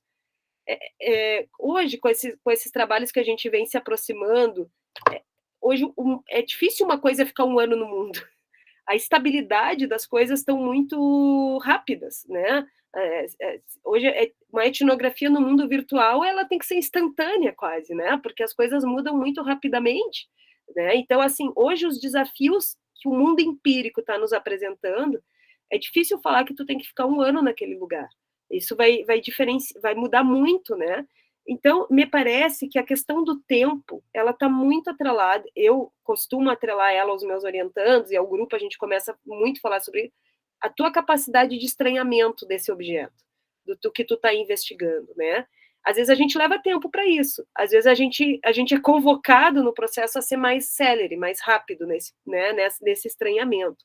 Mas entendo que, se possível, quanto mais tempo, mais possivelmente tu vai se deslocar nesse campo, tu vai acessar mais informações, não tenho dúvida. Mas isso não impede que uma etnografia seja feita em 3 meses, 4 meses, né? Eu vou dar um exemplo aqui daquele trabalho que eu fiz sobre as mulheres que jogavam futsal, né? Então, quando eu comecei a fazer o trabalho lá em 2008, né, muito antigo, o Stiger, que era o meu orientador na época, falava assim, Raquel, tu vai ver que as mulheres são todas lésbicas. E eu acompanhei um time que eram mulheres muito vaidosas, assim, em termos de estética. Então, elas usavam bola rosa, elas arrumavam os cabelos. Após os jogos, elas tapavam os roxos com base para não mostrar os roxos. E eu falava para eles, não, no grupo não estou vendo mulheres lésbicas, não estou vendo. E passou 4 meses de campo, e eu estava sempre com aquelas mulheres e tal, e começa um treino, que era um jogo amistoso, e começa ali uma tensão muito forte que eu não tinha visto daquelas mulheres, assim, elas estavam muito tensas para jogar aquele amistoso, mas era muito tensa, assim, e nunca tinha visto. Nesse tempo eu já estava observando dentro da quadra, assim, eu já ficava no banco com elas ali, no banco de reserva. Então, eu estava no banco de reserva ali, olhando o jogo amistoso, um jogo com muitas faltas, pegado, com muita violência, que eu até então, 4 meses de campo, não tinha visto, e não estava entendendo o que estava acontecendo, né? E daí, uma das coleiras que estava na reserva, acontece uma falta, ela estava no banco comigo, ela fala, aquela ali foi namorada da fulana por 10 anos. Aquela outra foi namorada da fulana por não sei quantos anos. E começou a me mostrar que aquele time que elas estavam jogando tinham relações afetivas muito fortes com o time que eu estava investigando. E elas só contam isso para mim após 4 meses de campo. Né? Aí tu vai falar, Raquel, mas é uma incapacidade tua de pesquisadora. Pode ser uma incapacidade, mas que eu vou trabalhar com isso na dissertação, foi minha dissertação de mestrado, com uma ideia de gerenciar a visibilidade desse tema, que é um tema do mundo do privado, para quem está ali. Né? Então, me parecia que elas tinham essa função de gerenciar a visibilidade. Para quem que elas mostram, para quem que elas não mostram. Bom, isso só foi possível comigo com um grau de confiança, um vínculo de confiança que demorou aí 4 meses, né? Então, assim, quanto tempo? não tem um tempo certo, né? Eu entendo hoje, assim, que vai ter pesquisas que vão ter que ser muito rápidas, pelo acesso à informação, pela rapidez do fenômeno, né? Pela dinamicidade do fenômeno, né? Então, eu acho que essa autoridade que vem nessa ideia polifônica é assim, vai ter objetos que as vozes estão muito espalhadas, e vai caber ao pesquisador colocar elas todas numa rede ali para poder compreender aquele fenômeno. E isso pode ser que as coisas aconteceram em 2 meses, pode ser que as coisas aconteceram, né, muito tempo. Então, só se o pesquisador e a pesquisadora quiserem fazer uma etnografia, falar assim, a Lagertz, uma descrição super densa, toda engendrada, aquela metáfora do quebra-cabeça encaixando as pecinhas, que para mim já é, assim, hoje o mundo não se encaixa mais nas pecinhas, eu não consigo mais ver as coisas tão coerentes, né? Me parece que sim, é possível fazer uma etnografia em 3 meses, é possível fazer em 1 ano, né? Lá no grupo a gente vem convidando as pessoas a ficar, assim, o tempo do pós-graduação, que é o tempo que a gente tem, né? No mestrado vai lá, fica 1 ano, no doutorado as pessoas estão conseguindo ficar um pouco mais, 1 ano e meio, 2 anos, né? Mas depende muito desse mundo prático da vida do pesquisador hoje, que para nós está moldado pelo tempo CAPS, NPq aí, né, que a gente passa. Então, Helder, acho que essa questão do tempo, ela faz, assim, eu instigo meus alunos a pensar mais no estranhamento. Conseguiu estranhar, não conseguiu, vamos lá de novo, vamos pensar de novo, vamos acessar de novo. Então, o estranhamento, para mim, é a chave que faz o tempo ganhar uma outra dimensão aí, nessa virada, né? Bom, e o comitê de ética? O safado do comitê de ética, né, nos trabalhos etnográficos é um problema imenso, né, e continua sendo, né. Quem ainda não acessou sobre isso, tem um texto da Cláudia Fonseca sobre comitê de éticas, que é uma antropóloga aqui da URGS, que ela passou aqui vários anos sendo do comitê de ética, tentando mudar a compreensão dos colegas, né, na prática, e ela desiste, ela desiste, e ela faz um relato um pouco, né, da onde vem esse comitê, e ela vai falando um pouco que é um comitê criado, pensado, uma ética criada e pensada toda a partir de uma ciência biomédica que não chega naquilo que a gente faz, né, que não diz sobre aquilo que a gente faz, né. Então, como é que a gente vem trabalhando aqui, né, Helder? A gente fala assim, é uma etnografia em tal lugar, e a gente tenta delimitar esse lugar, né? Por exemplo, em 2 praças da cidade de Porto Alegre, então a gente pede autorização das coordenadoras de praça, da prefeitura, e passa. Assim, imagina um quantitativo de pessoas, imagina um quantitativo de pessoas que vão ser entrevistadas, imagina um roteiro de entrevista, tudo antes, mas com uma fragilidade imensa, assim, se tu me perguntar, para mim ali a ética, não é ali que a ética é feita, a ética é feita ao longo do trabalho de campo, né, e depois o relatório final passa a ser explicar tudo que não aconteceu, porque aconteceu tudo diferente, né, então... E daí eu vou contar mais um caso, porque eu adoro os casos etnográficos, né, que a gente viveu agora no trabalho também da Janaína. A Janaína está aqui, mas é que são as pessoas que eu estou orientando agora, me vem mais na cabeça. Mas tem um momento que a Janaína, que a gente, como esse trabalho nas instituições de acolhimento é uma instituição estadual, né, a gente também no Comitê de Ética passou por essa instituição, então foi aprovado dentro da URGS e dentro dessa instituição. E lá nós dizíamos uma etnografia, só isso, né, observação, entrevista e uma etnografia. E daí a Janaína consegue, com um clube aqui de futebol, ingressos para levar as crianças para assistir um jogo de futebol do Internacional, né? Então, um time grande da cidade, no Beira-Rio, um estádio grande, né? E a Janaína iria levar essas crianças a assistir esse jogo. Essa é uma prática de lazer que antes da pandemia a Janaína fala que acontecia muito nos abrigos, mas que depois da pandemia diminuiu bastante. Então, ela consegue os ingressos via pesquisa, fala, sou mestranda da URGS, quero os ingressos, o Internacional oferta os ingressos. E ela vai, então, pedir autorização para a instituição para levar as crianças. E nesse processo a instituição nega o acesso. Fala assim, não, mas como é que tu vai levar as crianças no assistir jogo de futebol? Não, no teu projeto que passou no Comitê de Ética não dizia ir assistir jogo de futebol. E daí a Janaína disse, não, mas diz etnografia é isso, a gente vai indo, a gente vai construindo, né? a ponto de eu ter que intermediar um pouco essa fala ali com a instituição, mas mesmo assim a instituição não aceita. E as crianças, né, a gente brinca, a Janaína foi a campo sozinha, né, literalmente ela vai assistir o jogo lá sozinha, sem as crianças, né. E por que isso, né? Depois a gente vai começar a compreender, e daí sim essa ideia do polifônico, dessa etnografia. Bom, a instituição estava passando por uma mudança de direção de cargos, e a Janaína levar essas crianças poderia dar visibilidade, poderia dar um certo capital para determinadas pessoas ali dentro. Então, seria aí assim, poderia interferir nessa troca de gerência, de direção que essa instituição estava passando, né? Mas o argumento que eles vão utilizar é que lá no projeto do Comitê de Ética que eles aprovaram, não dizia levar crianças ao campo de futebol, né? Então, essa é uma negociação, eu digo assim, sempre muito delicada, assim, né? Mas a gente vem sofrendo, Helder. Até agora, nem Mauro, nem eu tivemos um projeto no Comitê de Ética que passou direto, nenhum. Sempre volta umas 2, 3 vezes, a gente explicando, e bota texto e argumenta, né? E a gente já vai aprendendo com isso, mas assim, lamenta a gente ter que, né, enfrentar esses processos, né? Sendo que a ética para nós está muito mais nessa construção aí junto com as pessoas que a gente está investigando, né? Então acho que é por aí, os desafios são grandes. Valeu, Raquel. Estão muito boas as perguntas, as respostas. Então, vamos dar continuidade. Então, agora aqui na sequência vai o Leandro e depois do Leandro, Milene Moraes. Boa tarde, Raquel, tudo bem? Sou mestrando aqui, do mestrado em Estudos do Lazer, da UFMG. Estou estudando a infância e o lazer de crianças com autismo. E eu queria te ouvir sobre os desafios éticos, metodológicos sobre a etnografia na infância com crianças.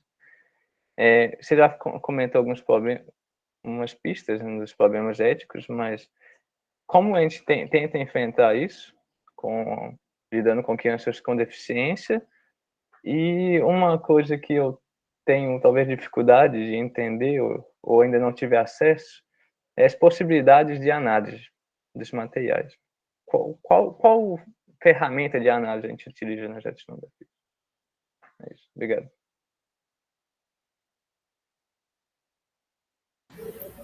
Oi, Raquel, boa tarde. Também queria agradecer muito pela sua fala, viu? Foi muito legal mesmo. Eu sou Milene, eu estudo no PPGA da UFPB, assim como Milena, e os meus estudos, eu sou doutoranda em antropologia, os meus estudos são sobre lazer e cidade, com foco nas crianças. Daí foi legal, Leandro, ter falado antes de mim, porque a minha pergunta está meio que voltada. Você deu assim, umas pistas e umas provocações sobre como é que os estudos sobre lazer e etnografia, eles se legitimaram com o tempo. Daí eu queria te ouvir falando um pouco mais, porque até hoje eu ainda escuto as pessoas, eu estudo lazer desde a graduação, já fiz o mestrado, agora estou no doutorado, e desde a graduação que as pessoas falam, mas Milene não vai fazer campo não, ela está ainda ali no parque. Sabe, como se fosse uma coisa, tipo, não é trabalho. Daí eu queria saber o que é que você pensa sobre isso e agradecer muito, viu? Obrigado, Leandro. Obrigado, Milene.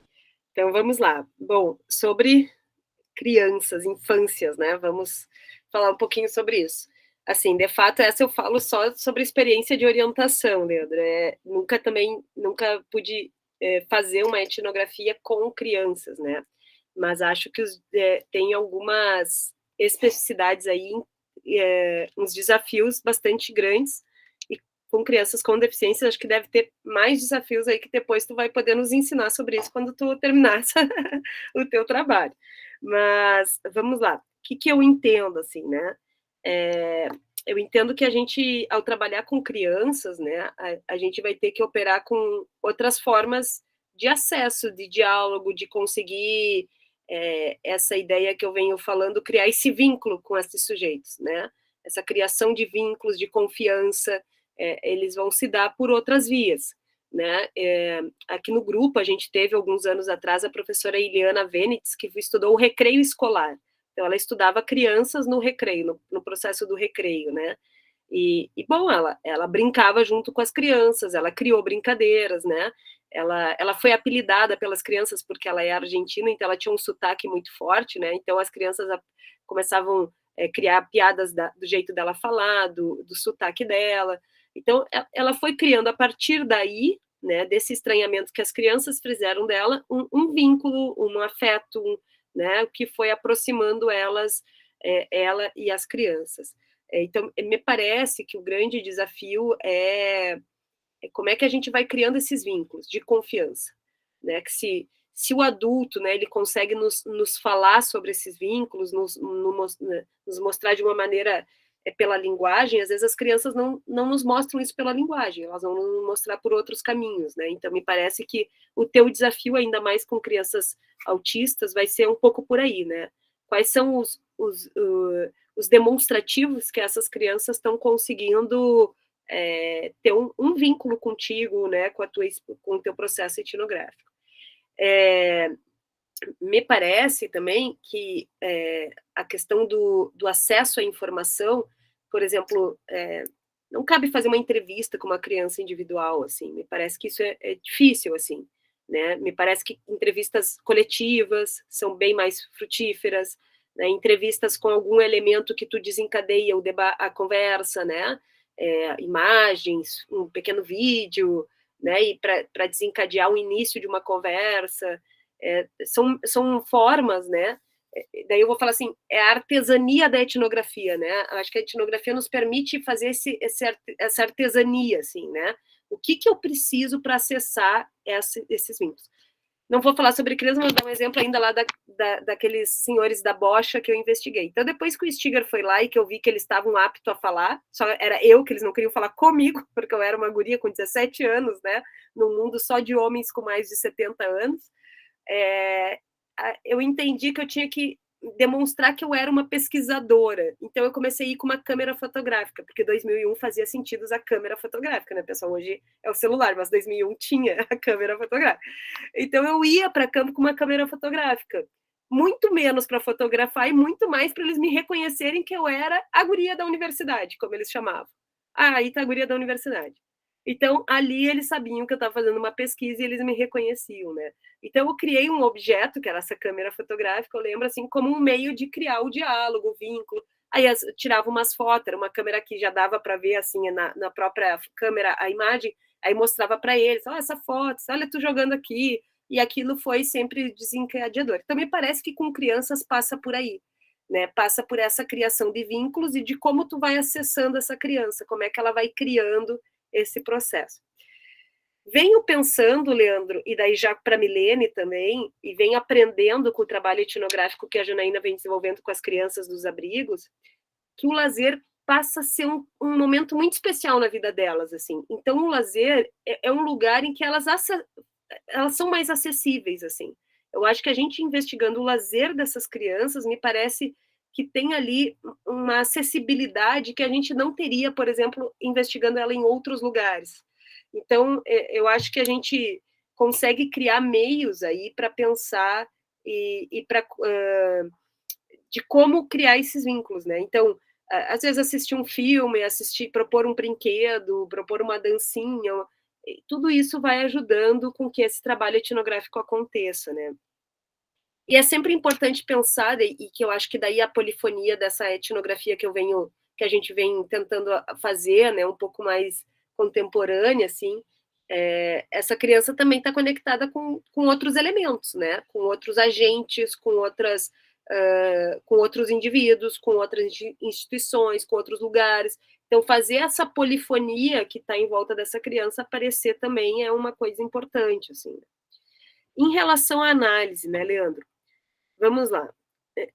A gente fui aprendendo, assim, né? Acho que gostei de ver que já tem duas aqui doutorando aqui em programas de antropologia, né?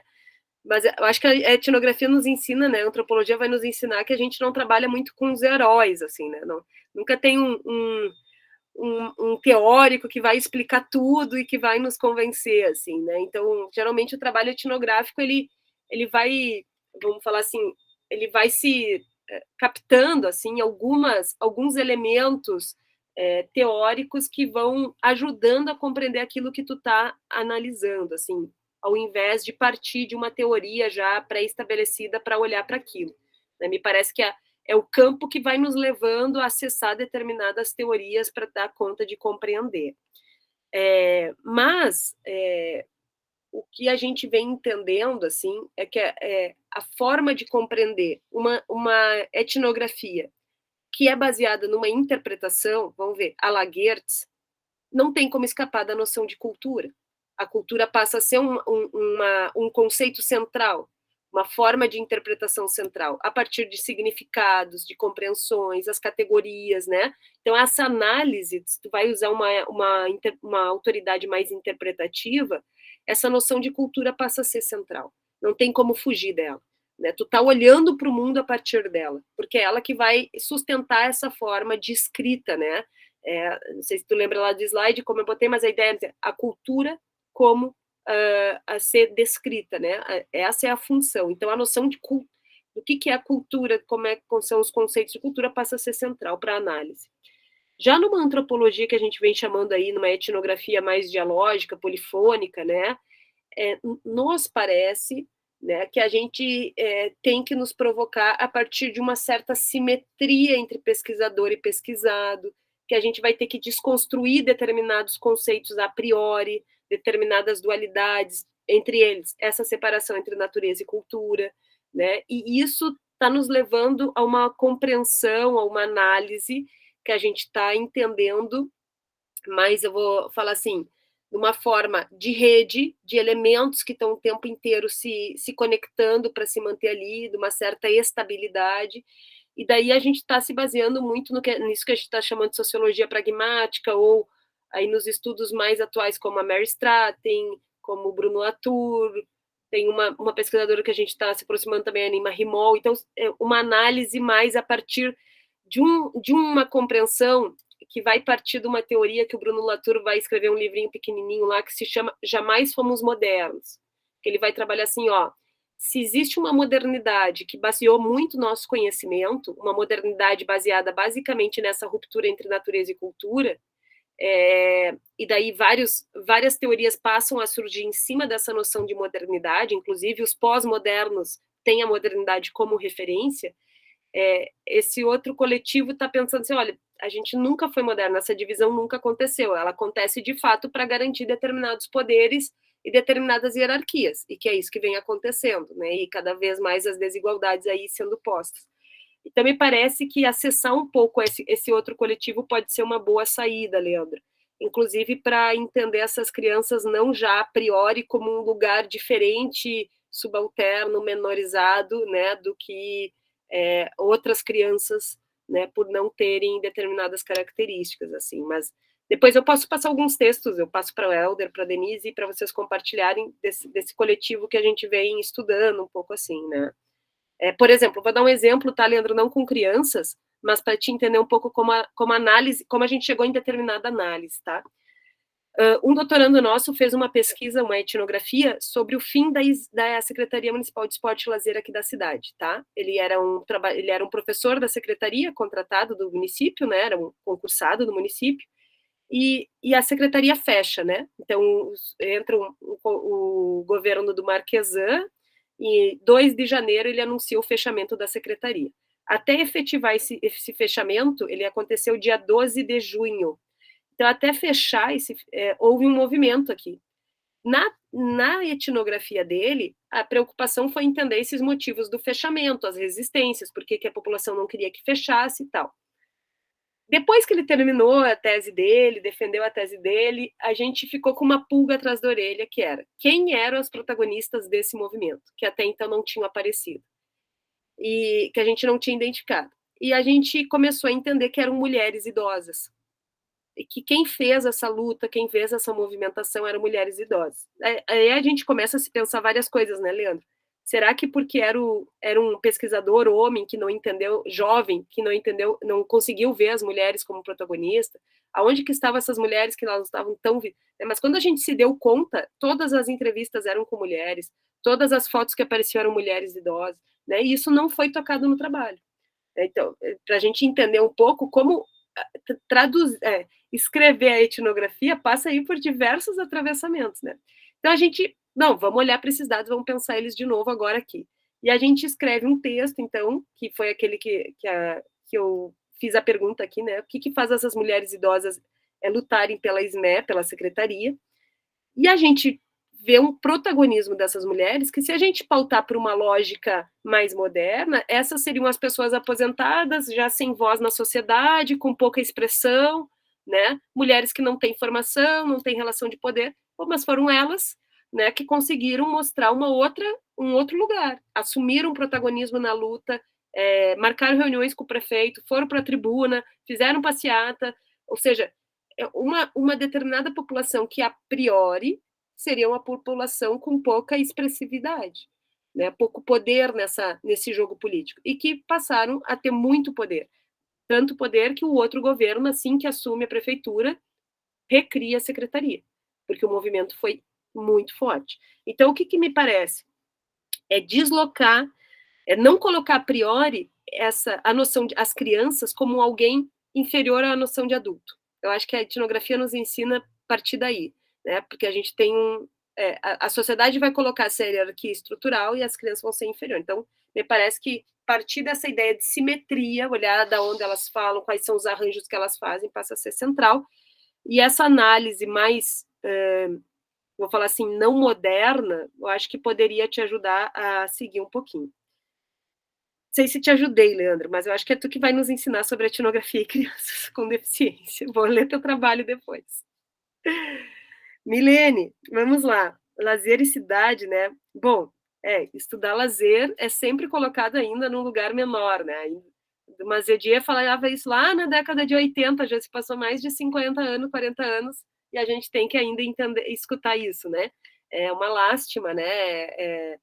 Mas me parece que a gente já vem conseguindo criar um coletivo, né, Milene? Acho que aqui o Oricolé, o grupo do Oricolé já mostra isso, né? O próprio PPG em lazer mostra isso, né? Que esse é um tema que é muito importante da gente estar pautando, né?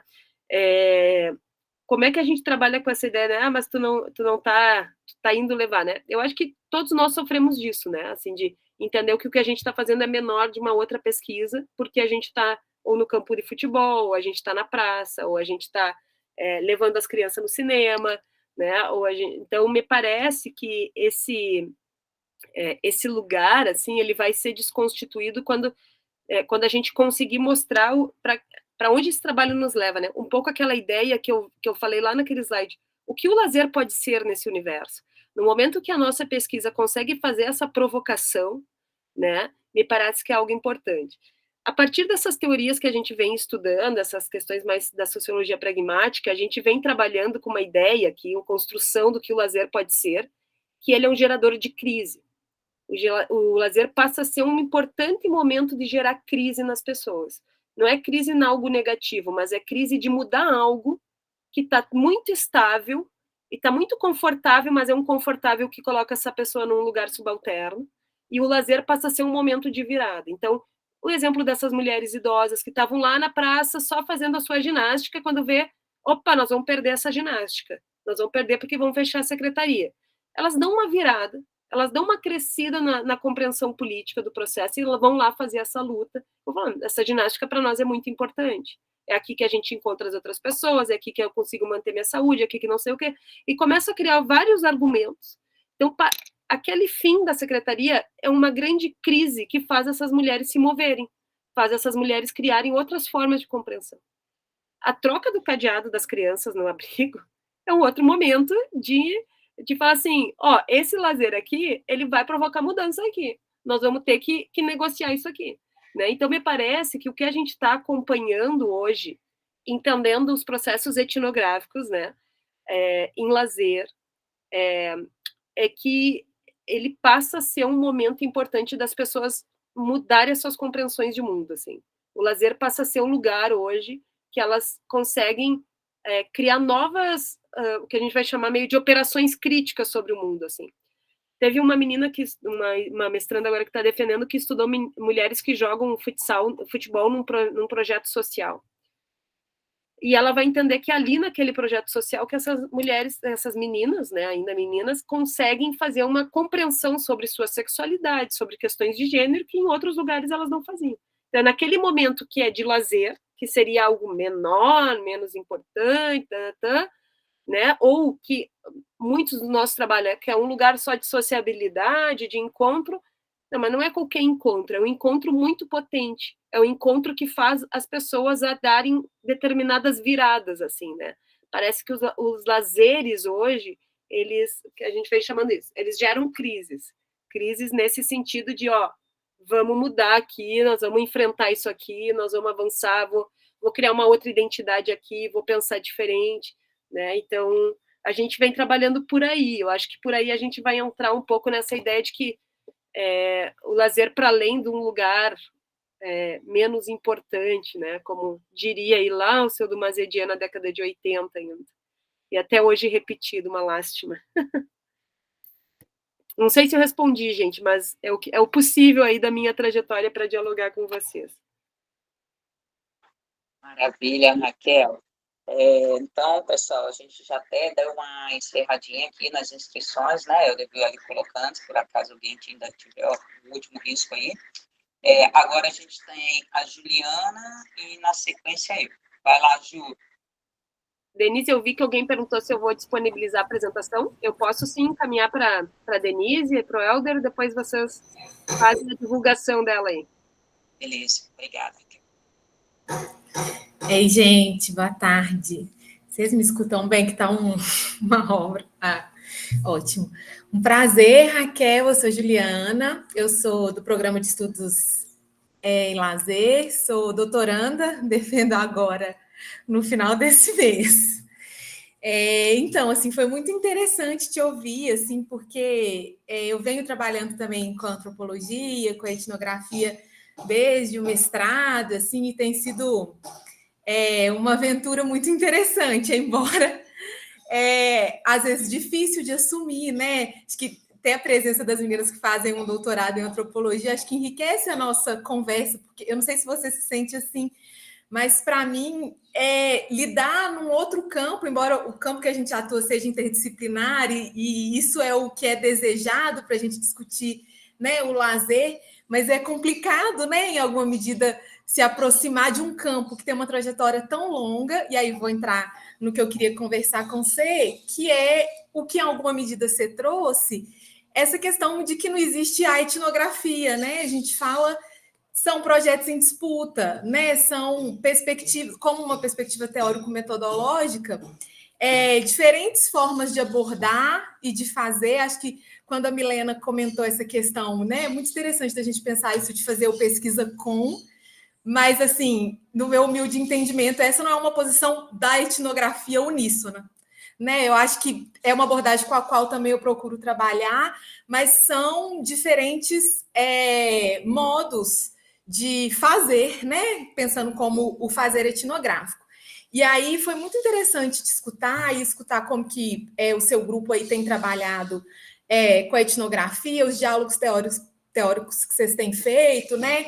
Quando você traz essa questão de uma antropologia mais interpretativa e como é que vocês têm dialogado com isso, mas minha pergunta vai no sentido de algo que a gente tem estudado, tanto no Oricolé, eu também faço parte do grupo do José Alfredo, que é meu co-orientador do Na Prática, e a gente, há algum tempo, se aproxima do Tim Ingold, que é alguém que vai ser totalmente contrário à posição do Geertz, então ele mete um pé assim, já de cara e vai nos dizer de uma etnografia como uma descrição e, mais atualmente, uma crítica até, dizendo vamos parar com isso de etnografia, até já não usa o termo cultura há tempos, né? Tem essa posição também e com a qual a gente tem conversado mais.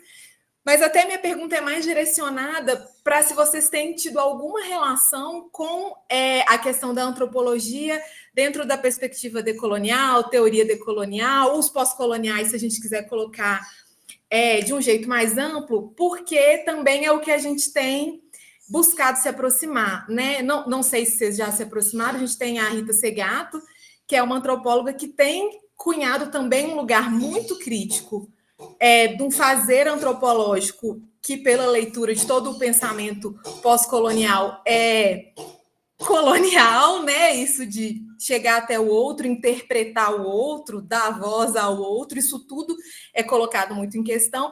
E ela tem pensado outras formas de fazer, enfim, é o que tem me interessado mais nessa coerência com o que a gente tem pensado assim teoricamente. Mas é para te ouvir se isso chegou, se isso ecoa de alguma forma aí, porque é com o que a gente vem trabalhando mais, né? Acho que assim, particularmente para a tese, o desafio para mim foi colocar em diálogo Ingold e Rita Segato. Foi assim um grande desafio que a gente resolveu encarar. Mas é isso, queria te ouvir assim, como que essas outras perspectivas, porque eu entendo que elas são muito dissonantes, inclusive disso que você está colocando como polifônico e tal. Aí é para te ouvir, assim, sobre isso. Obrigada, viu? Mas, então, bom que acabou ficando em bloco, né? Porque a pergunta que eu vou te fazer, Raquel, né, para a gente conversar aqui um pouco, vai nesse caminho que o Ju abordou.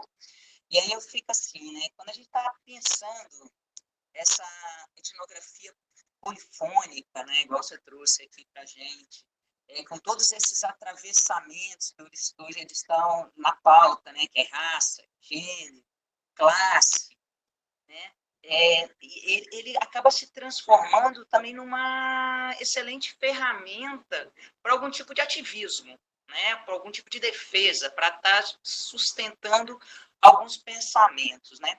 E isso tudo, em alguma medida, ela vai por um caminho de uma pesquisa com esse olhar decolonial, né? Então, a minha pergunta para você, e até mais ou menos por esse caminho que o Ju falou assim, vocês têm lido, o grupo de vocês está trabalhando com essa perspectiva decolonial, vocês estão estudando algum autor também para a gente fazer algumas trocas, porque a gente tem se debruçado bastante sobre isso, aí eu gostaria de escutar como é que vocês têm visto, se é que vocês estão lidando, né? Porque às vezes também não. Bom, obrigada, viu, Raquel? Bom demais te ouvir sempre. Obrigada, Denise. Obrigada, Juliana. Dizer que fiquei curiosa de ler essa tese, Juliana. Estou louca para ler essa tese agora. Então, vamos lá, Juliana. Então, o Tim Ingold, né, a gente, quando se aproximou do Bruno Latour ali, a gente também se aproximou um pouco do Felipe Descolar, do Tim Ingold, a gente foi tentando acessar, e a gente acabou se vinculando mais ao Latour ali e não acessando tanto as obras de outros colegas. Mas entendo que eles estão muito próximos nessa desconstrução dessa noção de modernidade. Assim, acho que eles têm algumas diferenças, né? Mas acho que a principal semelhança, assim, e que eu colocaria eles muito próximo, é essa desconstrução dessa ruptura entre natureza e cultura, né? Então, eu acho que quando a gente começa a compreender o mundo a partir não mais por essa separação, a gente começa a pensar um outro léxico, um outro dicionário de fala, de conexões, de relações, né? Que aquilo que eu falei, para mim, fica hoje assim, fazer etnografia com as pessoas. Não, mas não tem só pessoas, nós temos todo outros atores, agentes aí que estão compondo uma outra que possuem tanta agência, né? Seria esse termo, tanta agência, tanto poder de ação, né? De fazer algumas coisas, né? Que não dá mais para pensar antropocentricamente, né? E acho que o Ingold também vai por aí. Então, me parece que esse movimento que o James Clifford vai chamar de antropologia polifônica, assim, é o mais próximo do que hoje esses autores estariam compartilhando, assim, né? É por isso que eu respondi para o Leandro ali, olha, a forma de análise é o seguinte, se tu vai seguir uma bem interpretativa, a noção de cultura é central para ti, mas se tu está entendendo que não é por aí, a noção de cultura tem que ser desconstruída, né? E daí eu acho que isso inicia lá com o Roy Wagner, ainda antes dessas pessoas mais atuais, assim, né? E que vai nos ensinar um pouco esse caminho, assim, de conseguir olhar para esse mundo sem essa separação, que é algo muito difícil. É algo, assim, que nos falta palavra para falar, né? O Latour vai nos provocar a palavra social, né? Não, social ele é um aglomerado de elementos. Não, o social não explica, ele tem que ser explicado. Como é que a gente faz isso, né? Então, me parece que essa turma, assim, vai por aí de análise, né? E a gente está aprendendo ela, Juliana. A gente não se debruçou ainda sobre esses autores, né?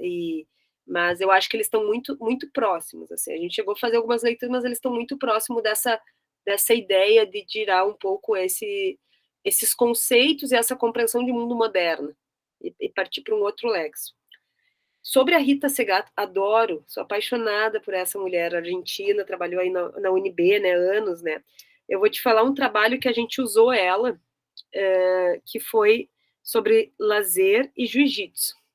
Tinha um aluno que queria estudar lazer, que era de homens que ao meio-dia praticavam jiu-jitsu. Em vez de eles, trabalhadores, que em vez de almoçar, escolhiam praticar jiu-jitsu. E ele era praticante, ele era desse grupo e tal, né? Vou falar assim, usando a expressão da Rita Segato, com um mandato de masculinidade bem estabelecido, né? E quando ele começa a fazer esse processo etnográfico nesse grupo, ele começa a se dar conta dessa masculinidade que ele nem tinha percebido que era tão forte, né? Tanto nele quanto nos demais colegas, né? E a gente consegue perceber isso muito a partir dos textos da Rita, né? Nos mostrando um pouco como essa masculinidade, esse mandato estava colocado de forma assim intrínseca nessas relações, né? Entre aquele grupo. E, bom, nesse trabalho, até acho que está na Rebel, a gente fala um pouco desse processo de masculinidade de jiu-jitsu, e a gente vai se dar conta disso, principalmente quando um dos praticantes de jiu-jitsu para de ir porque assume uma relação com uma pessoa trans. E quando ela assume esse relacionamento com uma pessoa trans, bom, aquele grupo começa a fazer piadas e chacotas, né? De uma maneira horrível. E daí já entrando na ideia do ativismo, né, Denise? Como se posicionar nesse momento no campo? Né? Essa é a pergunta, né? Quando tu vê um processo de preconceito exacerbado, horrível, uma discriminação horrível, né? E esse estudante, a ponto dele falar, acabou a pesquisa para mim, eu não tenho como ficar aqui. Ou eu vou, né, me posicionar e brigar com os meus colegas, ou eu estou saindo agora. Né? Então ele sai, ele briga com os colegas, mostra seu posicionamento contra esse preconceito, né? E acaba a pesquisa ali e tal. Mas isso tudo é visto porque a Rita Segato consegue nos convencer um pouco dessa artimanha, desses processos colonizadores que vão nos constituindo. Mas a gente não estudou assim, a questão decolonial a fundo, né, Denise? A gente nunca passeou por aí, vou falar assim que a gente, meio igual caviar, escuta falar, tem uma proximidade, assim, deu uma vontade, não estudou, né? Mas eu acho que é um grande desafio, assim. Hoje nós temos agora um doutorando e 2 mestrandos no grupo que estão estudando as questões étnico-raciais. Então, a gente está tentando trazer elas para o grupo a partir desses estudantes, né? Mas vou dar uma dica aqui de um grupo que está estudando aqui na URGS esses processos, já fizeram até 2 disciplinas no PPG, que é o grupo F3P, com o professor Elisandro, que vem estudando um pouco a decolonialidade, mas daí não no lazer, mais nas questões de pedagogia, de formação de professor, mas vem se aproximando um pouco dessa leitura mais, vou falar, inicial, original, né, antes de chegar propriamente na formação de professor. Mas, de fato, ainda a gente não conseguiu chegar lá, assim, o máximo que a gente está chegando é aí nesses outros autores que eu citei um pouquinho, assim, né, e que a gente vem se aproximando. E hoje, assim, a gente vem tratando esses temas nessa ideia dessa simetria, assim, eu acho que a maneira como metodologicamente a gente vem tratando esses temas é entender, assim, o que deixa estável uma situação de preconceito, de racismo, de homofobia, o que estabiliza isso? Que elementos estão ajudando isso a se permanecer assim? Uma pergunta mais laturiana, vou falar assim, né? Numa relação, numa prática de lazer, o que está estabilizando ela se manter a partir de vínculos de preconceito, de racismo, né? E o que desestabiliza? Qual é as ações, quais são os fatos, quais são as provocações que faz essa rede desestabilizar e a gente conseguir fazer uma virada aí, né? E daí, Denise, já entrando um pouco nessa noção do ativismo, né? Eu acho que o desejo de a gente fazer uma saída de uma autoridade mais interpretativa para uma autoridade mais polifônica vem via ativismo, vem via a ideia daquele conceito de reflexividade, não, peraí, deixa eu me passar. Aquela ideia interpretativa que a gente tem que entender tudo, assim, né? Que é cultural. E muitos dos processos de preconceito se manteve numa ideia, é cultural. É cultural isso, é da cultura, E eu acho denúncia, que... Oi? Denúncia? Uma certa denúncia, assim, né? Evitar uma certa denúncia, explicar as questões por uma mera rotina de valores, de costumes, né? Nos incomoda, né? É cultural que as mulheres, então, não vão jogar futebol no Brasil, vão jogar menos futebol, né? Não, né? Então, me parece que essa ação de se deslocar dessa etnografia mais interpretativa é fazer assim, peraí, tem coisas aqui que estão nos incomodando, e a gente vai ter que assumir um lugar nesse processo. A gente, enquanto pesquisador, assume também um lugar de uma certa posicionalidade. Né? Os exemplos que a gente vai investigar. Quando a gente investigou as mulheres que lutaram para o fim da SME, a gente lutou junto contra o final da SME. A gente não queria o fechamento de uma Secretaria Municipal de Esporte e Lazer. Né? Compreendendo as políticas públicas de lazer da cidade, entendendo esse direito social, a gente não tinha como estar em outro lugar. A gente esteve junto lutando. Né? Então, nosso lugar de fala era muito posicionado.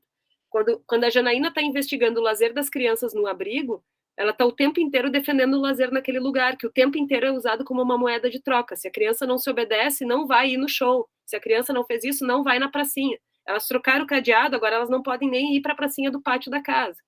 Né? Então, esse processo, a Janaína está num lugar de defesa do lazer. Há um ativismo hoje nas pesquisas que não tem como a gente não fazer assim, entendendo que, né,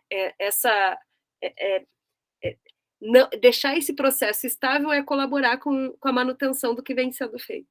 Né? Então, entender que hoje a gente pode pensar uma etnografia que vai mostrar outras vozes é também de ser uma voz dessas, né? O Latour vai nos provocar assim, a gente é um elemento da rede que está sendo estudado. A gente é mais um elemento. A gente, num processo de simetria, mais uma voz que está ali. Né? Então, me parece que o ativismo entra, assim... e acho que a etnografia sofreu muito com isso, sabe, Denise? Ela foi muito relegada a isso. Assim, ela só compreende, ela não mostra as relações de poder, ela não denuncia, né? E eu acho que hoje essa aproximação com autores diferentes, e acho que a Juliana lembrou bem o Tim Ingold, a Rita Segato, outros autores que estão nos provocando a pensar, estão nos levando para um outro lugar, estão nos provocando a falar de outro lugar e com muito ativismo. Acho que o ativismo entra com tudo, né? Esse texto que eu acho que eu já citei para vocês é A Escrita contra a Cultura, ele é muito bom sobre isso, depois eu passo para vocês também. Ele é muito bom nesse sentido de falar assim, ó, quem está fazendo pesquisa hoje é quem, de fato, sofreu muito os preconceitos, os processos de colonização, né? Então, eu acho que a gente está num caminho legal, assim, né? Nós estamos num caminho importante de seguir. Juliana, depois quero ver essa tese. Bom, mais uma vez, obrigada, Raquel. A gente não tem mais ninguém inscrito, né? Assim, acho que foi maravilhoso tudo, o diálogo, a tua fala. Então, se você quiser fazer uma fala final, que a gente comece a se encaminhar aí para fechar esse Auriculine que bombou, assim, tanta gente participando, tanta gente acompanhando. Para a gente isso é uma alegria, né? Ver o quanto a sua presença enriqueceu a nossa discussão, né? O quanto que trouxe gente também para a nossa discussão, o quanto que o tema é relevante e torna-se sempre uma bela conversa. Então, já agradeço e passo a palavra para você se despedir aqui. Gente querida, eu que quero agradecer muito esse momento, essa sala cheia, assim, foi incrível, quando eu desliguei a apresentação, encheu aqui de chanelinhas, assim, né? Eu espero ter colaborado de alguma forma com vocês, assim, para pensar os processos, né, de lazer. Eu tentei falar menos de lazer aqui, porque entendo que vocês estão mais próximos desse tema, e tentei falar um pouquinho mais de etnografia, né? Eu acho que o que ficou em aberto, assim, eu acho que é um desafio ainda para a gente pensar sobre a etnografia, é o processo de escrita.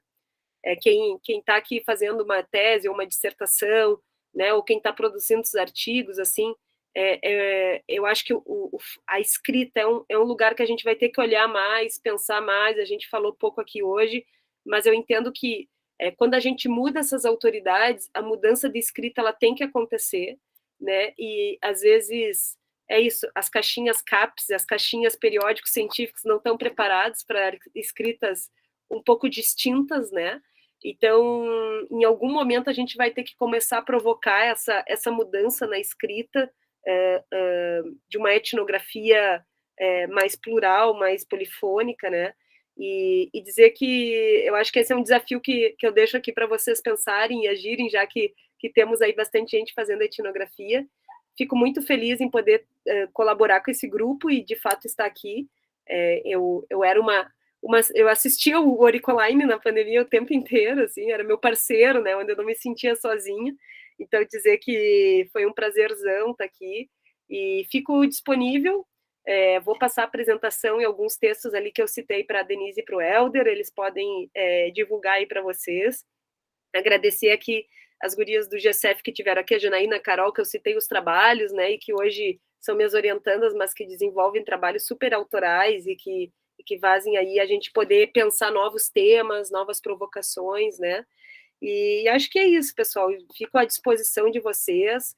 É um prazer estar com vocês mesmo. Denise e Helder, obrigada. E fico à disposição, galera. Agradeço, espero ter ajudado vocês aí. Bom, então é isso, pessoal. Mais uma vez, muito obrigada, Raquel. Muito obrigada a todo mundo que esteve aí com a gente até esse momento, discutindo, escutando, colaborando, provocando novas conversas. E em breve a gente dá notícia. Acompanhe a gente também nos nossos canais. Em breve a gente também já vai subir esse Oricoline, né? Vai fazer parte lá da nossa galeria. Então está no YouTube.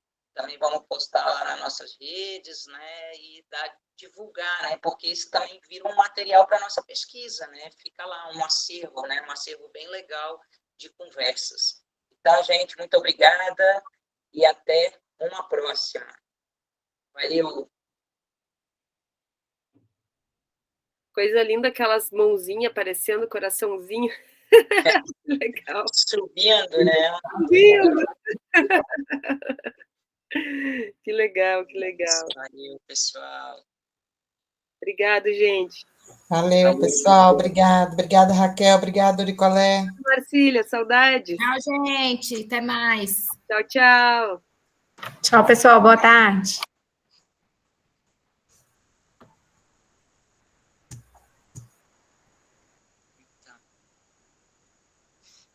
É isso. Bom, é isso. Espero que eu tenha colaborado, gente. Não fiquei meio num passo a passo, assim, mas tentei dar um mapeamento assim, mais geral desse processo. Eu achei ótimo, Raquel. A gente troca, vai escutando, vai discutindo. Então, tá. Bom demais. Bacana. Então tá, Dedê. Eu vou pagar a anuidade da Ampel que eu tô devendo. Ainda bem que tu me lembrou. Aqui, é bom, então depois quando você puder, você manda pra gente esses textos aí que você colocou. Eu anotei vários aqui, ó. Eu ainda sou analógica, ainda botei um papelzinho aqui. Eu mando sim, mando sim. Alguns textos a gente repassa. Tá bom, Zé. Qualquer coisa é só me escrever, tá? Fico à disposição de vocês, tá? Obrigadão mesmo.